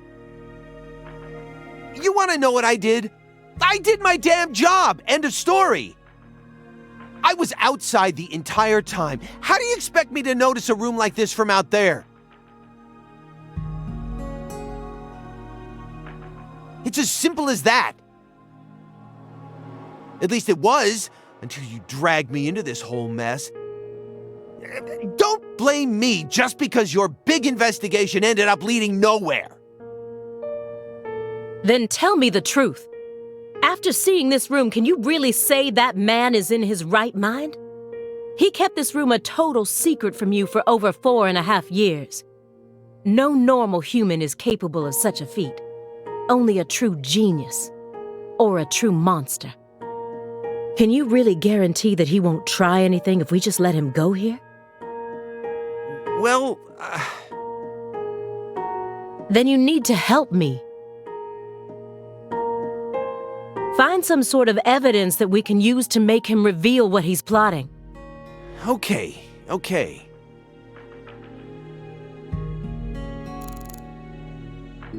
Daniel Clarkson. The file said his only real talent was his ability to pick up women. But when I spoke with him in the warehouse, he seemed dignified, like a truly accomplished man. Marrying into the Clarkson family must have put him through a lot. Why do you think Jethro here survived? Why? I mean, doesn't he look like the kind of guy who'd die first in a horror movie?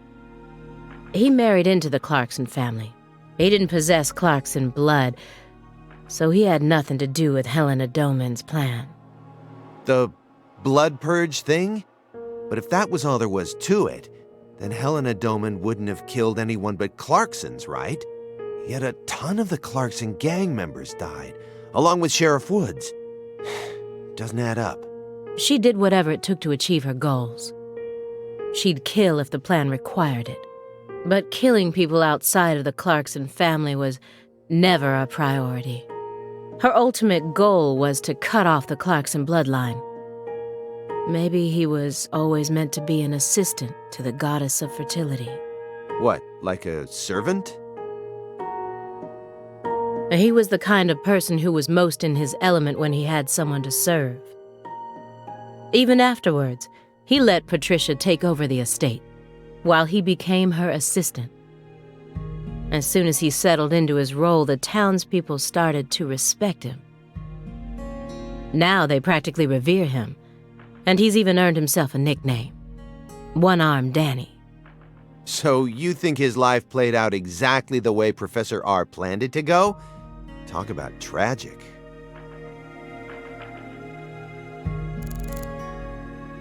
Photograph of Patricia Clarkson. I thought she was imprisoned right here in this room, but there was no one here. Where could she be then? I was so positive, but she isn't here. There is something about this room, though. Agent Jones, what do you think? Me? I'm not as smart as you. Why are you even asking me? Are you hiding something? Of course not. Knock it off. Me? Hiding something? Ha! That's a good one. Come on. I got nothing to hide. I thought I would find answers in this room. I thought that Patricia would be here, but I was wrong. This room is only filled with photos of people related to the case and the handiwork of a madman. Feels like I'm wandering through a heavy mist. Why is Morgan showcasing those women's photos? And that bed.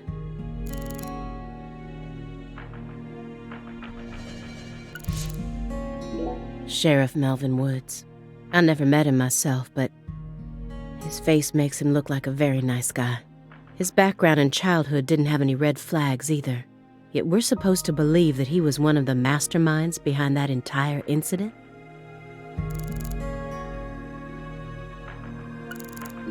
If you loved someone from the bottom of your heart, would you ever be able to marry someone else? Or kill for them? Whoa, what are we talking about? I never heard of any kind of motive like that in any other murder case. I just keep feeling like we're being fed a story that he made up in his mind. True. Honestly, without having experienced what that's like, I can't really say what I'd do. But I'd never try and force love to happen if it didn't seem like it was meant to be. There are 3.5 billion women on this planet. There's got to be more than one specific person who anyone can fall deeply in love with, right? But what if we were talking about pizza, not women? You just discovered the perfect ultimate pizza, but you aren't allowed to take even a single bite.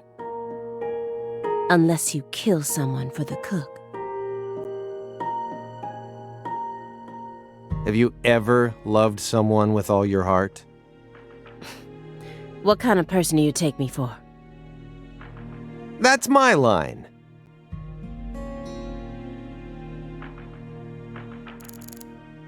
After she lost her family in the Le Carré incident, she went to go live at the Clarkson estate, and once she grew up, she assumed control of their empire seemingly without any hesitation. She must be strong. How did she eventually come to accept her cursed blood and the fate it placed on her shoulders? The one who took her in after the incident was Daniel Clarkson, the next in line to succeed the Clarkson family. He's the one that ended up raising her from that point onwards. Isn't fate strange? In the end, two people who were completely unrelated by blood ended up inheriting that house. Yeah, you're right. But sometimes I wonder, what is family anyway? Go back far enough, we're all strangers to one another. We're talking countless generations, marriages and birth, you know. Humans love to deify the rules they create. It's almost like that's been an unwritten law from the very start.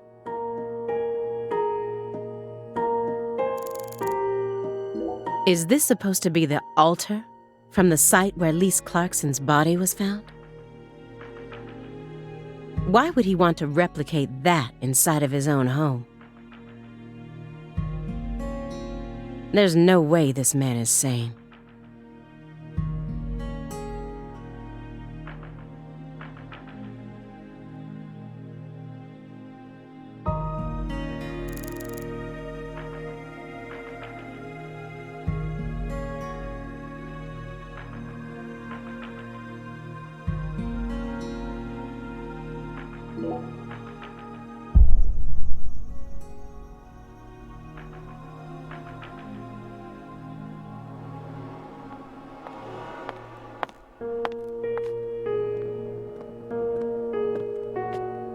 Why did Lise have to die first?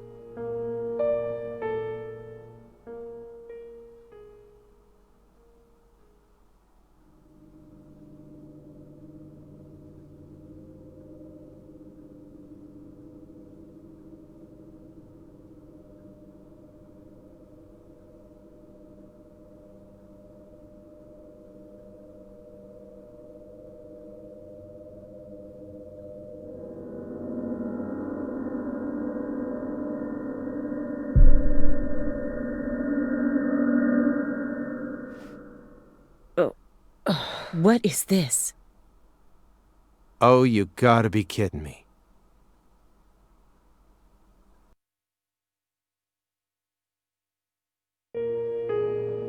This room paints such a bizarre picture. But upon closer look, I can see some strange sort of pattern to it all. Was Morgan trying to recreate something with all this? If so, there must be a reason for all of these weird and hideous things.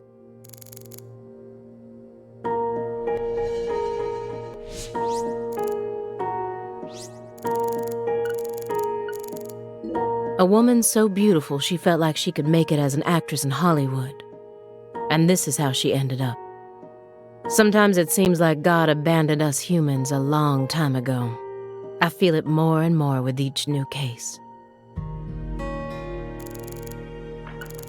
Galena Clarkson went to California to become an actress.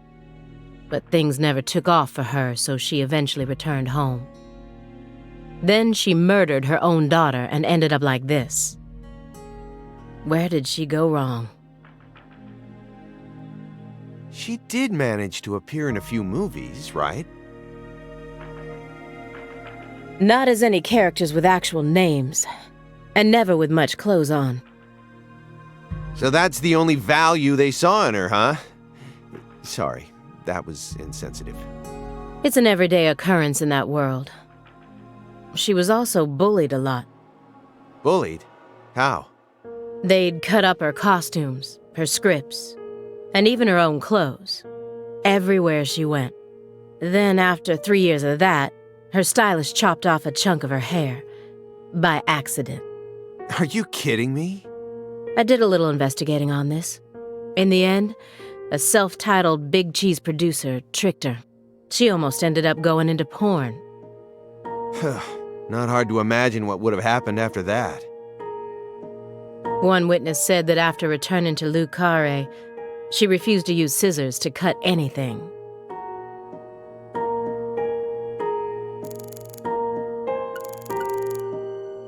When Helena Doman attacked the estate, he just happened to be somewhere else. Whether it was through luck or simple coincidence, that's how he managed to survive. When Helena Doman returned home, someone must have let her inside. You think that was her brother-in-law, Daniel? I don't know. Well, alligators did chomp his arm off. He probably had it in for old man PJ too.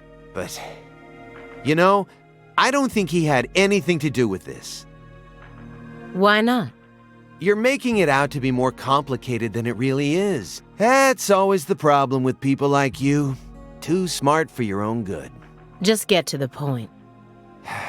Professor R marched straight through the front door to the mansion. She arrived right at her destination using the quickest route possible without having to undergo a single security check. I know.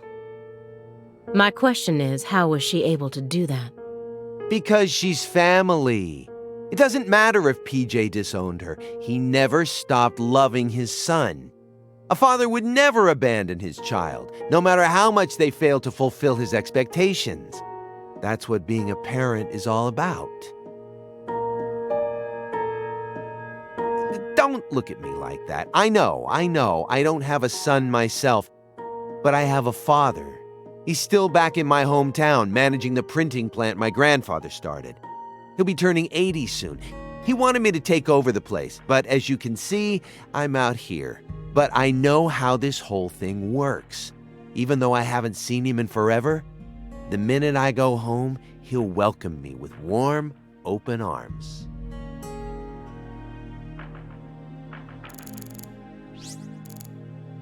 Rope tied around a lighting fixture. What could it mean? You sure it's okay to press that? Won't know until we try. Hey, it's Woodstock. Look, a peace sign. Love and peace, man. Even I can figure out what this is from. It's Jimi Hendrix, Janis Joplin, Grateful Dead, and Led Zeppelin.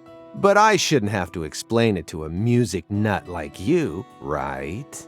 That isn't a peace mark. It's upside down. You don't need to be a music nut to see that. Who says that's the top part? If you're looking from Lisa's head, this is the top part, making it a big, fat peace mark. No, this is the ground. Where's your proof? The red seeds. Seeds go in the ground, right? That makes this wall the bottom. Lisa's head is clearly at the top. Period. Also, Agent Jones. Led Zeppelin never played at Woodstock.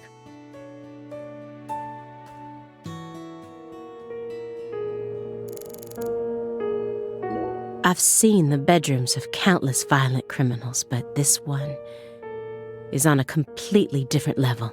It's beyond insane. What's that?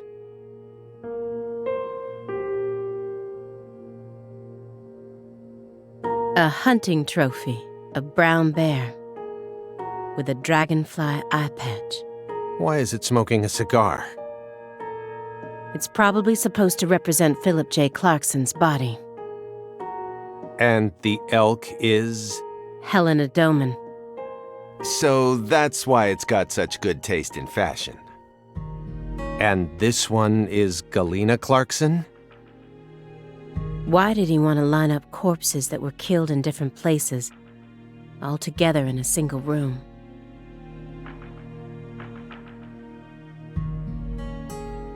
Red seeds?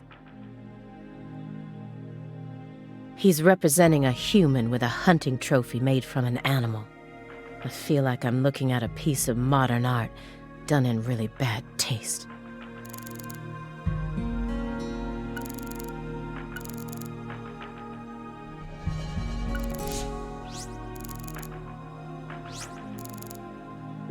He took in the daughter of the man who murdered his beloved wife and daughter. That's quite the feat.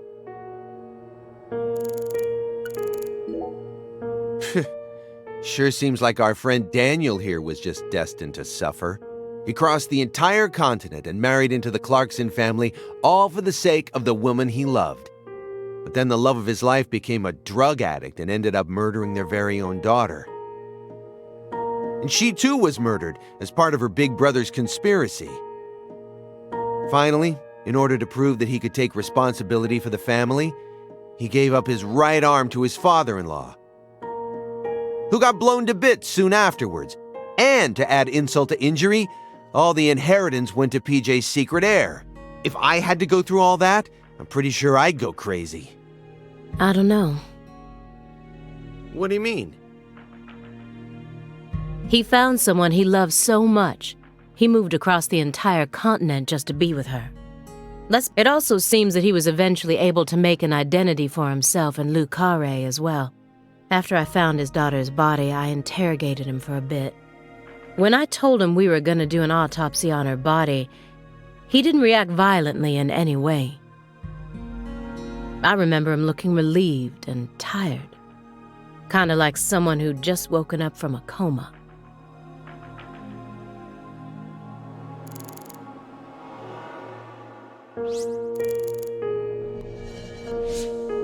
He was going back over the Lucare case together with the Greenvale case. Just as I thought, these two cases are connected, but in a different way from what I originally thought. Anna Graham, the first victim of the Greenvale case. Her body was found hanging from a tree, like a goddess being worshipped in a sanctuary. Meanwhile, Lise Clarkson was found on the bank of a river in an area that had been fashioned into an altar.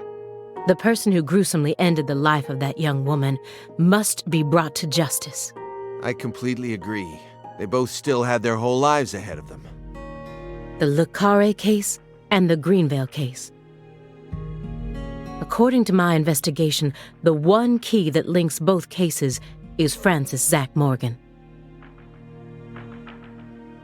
But if we look at the cases from his point of view, we see one more connection. The red seeds are also present in both cases. I believed that he was the one who brought them to both towns. But maybe... No, never mind.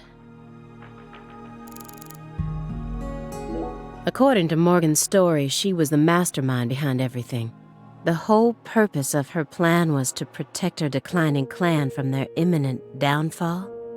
She had to kill all her family members in order to purify the bloodline, so that in the end only the goddess of fertility would be left behind. I don't buy it. This plan has so many holes in it, I don't know where to begin. Yes, Katrina may have carried all of the evidence away, but I still can't believe he was actually able to turn in this fairy tale as an official report. She planned a string of murders all in order to restore the Clarksons to their former glory, right? Yeah. According to Morgan's story. Matches up with the files, too. But the only proof of that is the confession she privately gave to Morgan just before she died. Galena Clarkson was also murdered immediately after she confessed. Don't you think it's all a little too convenient? Well, story-wise, yeah. And the sacrifices. None of the FBI's official records contain an example of an actual human sacrifice. Aside from the cases that Francis Zach Morgan handled, that is. There are tons of examples of animal sacrifice, though. And remember the witch hunts back in the Middle Ages? Meaning? Meaning, there are always exceptions to the rule. And Morgan alluded to the existence of some sort of journal, right? I think he said he read it in Professor R's lab. If we could find that, maybe this would all become easier to swallow. The report didn't mention anything about a journal. And if it truly did exist, it surely would have been submitted as evidence. Unless he tried to cover it up on purpose. Or... unless the journal never existed in the first place. Exactly.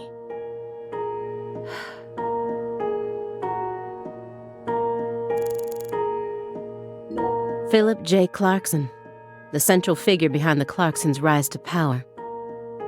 He took 2 wives and fathered 3 children. But despite all his successes, he's been immortalized as a hunting trophy. He was taught how to rule as a child, never confided in anyone, and married for purely political reasons. Then he prospered so much that he became powerful enough to rule an entire town on his own. But in the end, his own child betrayed him and ended his entire clan in a series of violent deaths. If that was your life, how would you look back on it? Well, beats me.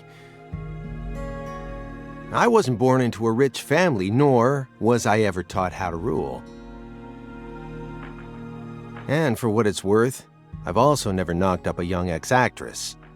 But I guess the one thing we can say is that any good life needs balance.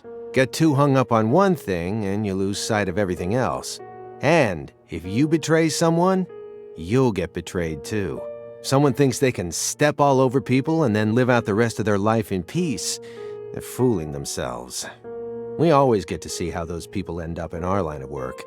In the end, they die horrible deaths. That is why pizza is the only thing I trust. Pizza never betrays you.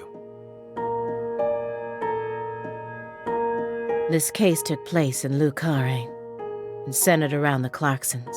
Oppressive authority, cross purposes, madness, and love. But Katrina took the truth along with many innocent lives and buried it all at the bottom of the swamp.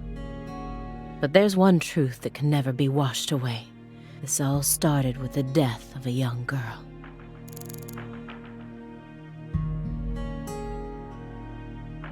I think she's the biggest mystery out of all the people involved with the Lucare case. How could she agree to kill her own daughter, then herself?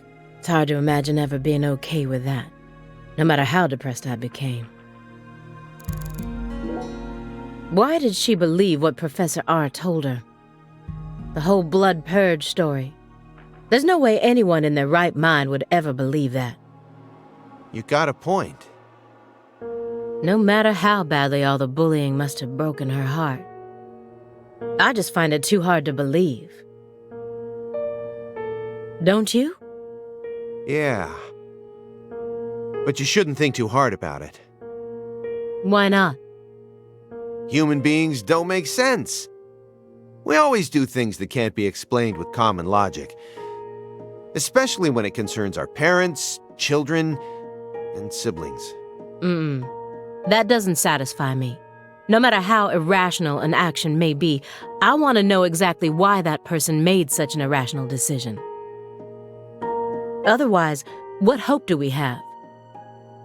You're never going to be in a situation where everything makes perfect sense.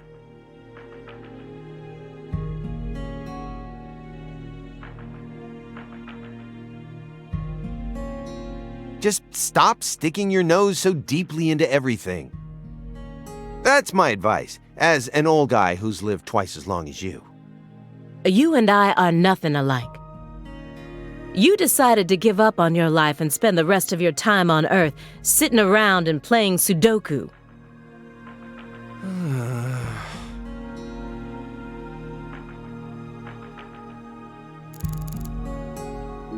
The 16-year-old girl who was murdered in Lucare in 2005. After that, she remained frozen for 14 years, waiting for someone to discover her. I was the one who found her, which means I have a duty to lay her soul to rest. Everyone thinks that the principal thing to the tree is the fruit.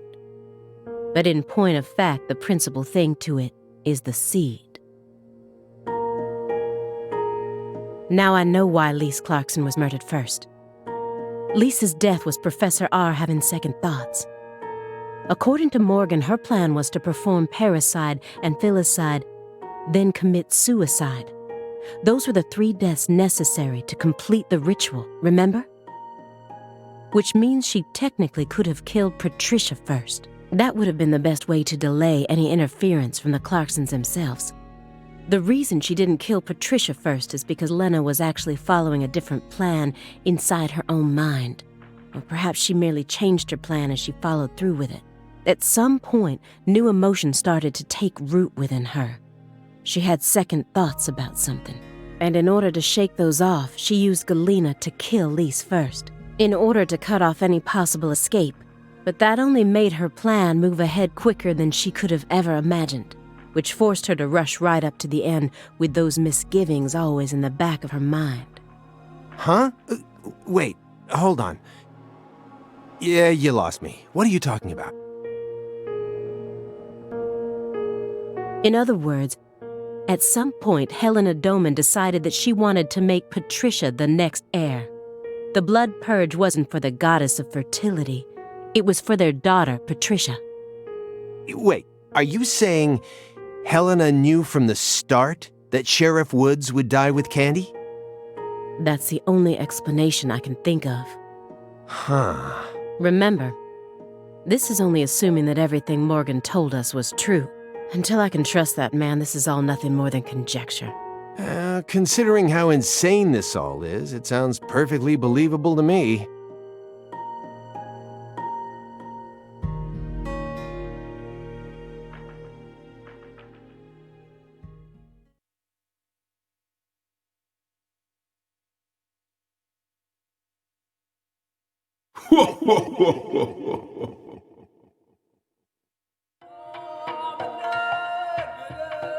Francis Zach Morgan.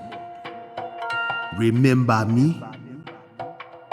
Oh, cat got your tongue. Understood. You know why I'm here, don't you? Surely you must know what this means. To commemorate our reunion, allow me to give you another oracle. The contract, once signed, will last for eternity. But only in the presence of true love. Did you hear that? Good.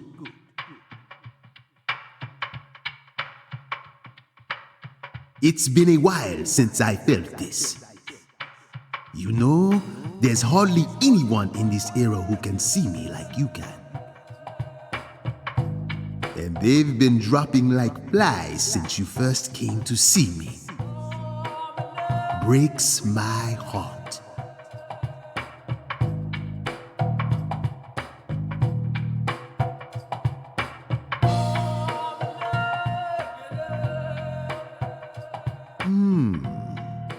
We don't have much time. Do you have any questions for me?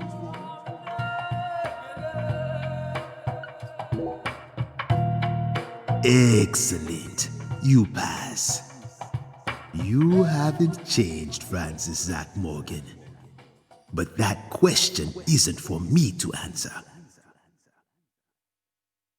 Go and see it with your own eyes.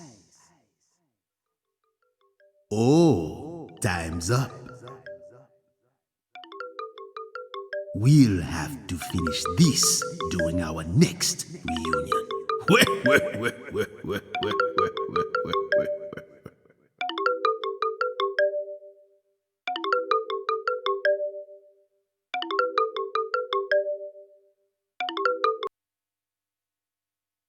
Oh, this is bad.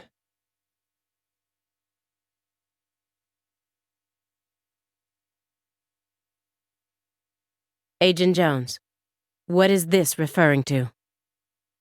Avery Smith kidnapped Patricia Clarkson and escaped. Avery Smith? The vault manager? Why would he kidnap Patricia? Tell me what's going on right now. Well, Answer me, Jones. I made a deal with Morgan back when he took me to the bathroom. What? What? Morgan said something to me. If we want to find Patricia, we need to look at Avery Smith. Have you lost your mind? What he said made sense. Ever since 2005, Avery's been working deep inside that cold storage warehouse. He was also arrested in the past for getting too friendly with Lise Clarkson. And after Katrina, he apparently worked on renovating the warehouse for free. What if that allowed him to freely modify the warehouse as he pleased? That would explain why her body remained missing for 14 whole years. Then, I did a little check and found out that he never went back to work after Christmas vacation ended. So what? Why would you trust him? I don't. I just decided it was worth investigating, that's all. So, I sent 2 agents to Avery's house without telling anyone. I just called in a favor from an old friend in the New Orleans branch. No one gave you clearance for that. You think you can just... But what if Morgan's telling the truth? If he is, we're both gonna look like total clowns. Clowns who went barging into a former agent's house on completely unfounded suspicions. HQ will have a field day with us. They'll string us up as the 2 dumbest agents to have ever graced the field. I just wanted to take some precautions. And besides, if he is lying, it's still no skin off our backs. Right? If things work out, we'll end up solving a difficult case that's been driving everyone crazy. Imagine that. You and me, just the 2 of us, solving a case like this. I'll be able to jump ship on this crappy job. And you'll be able to freely investigate all things Saint Rouge, just like you've always wanted. Besides, you know that Morgan is Director Abraham's favorite. Even if we get into some sort of trouble, if Morgan testifies to Abraham's for us, we'll totally be in the clear. I don't care. This isn't the way things are supposed to be done. Well, I'm sorry, but I had no other choice. You were so engrossed in this, and come on, you know how I am. Besides, saving the hostage should take priority above all else. There's no time for squabbling. We need to find Avery Smith no matter what it takes. But how? Well... Thanks to your heroic maneuvers, we just lost our suspect. I know, but... I know how to find him.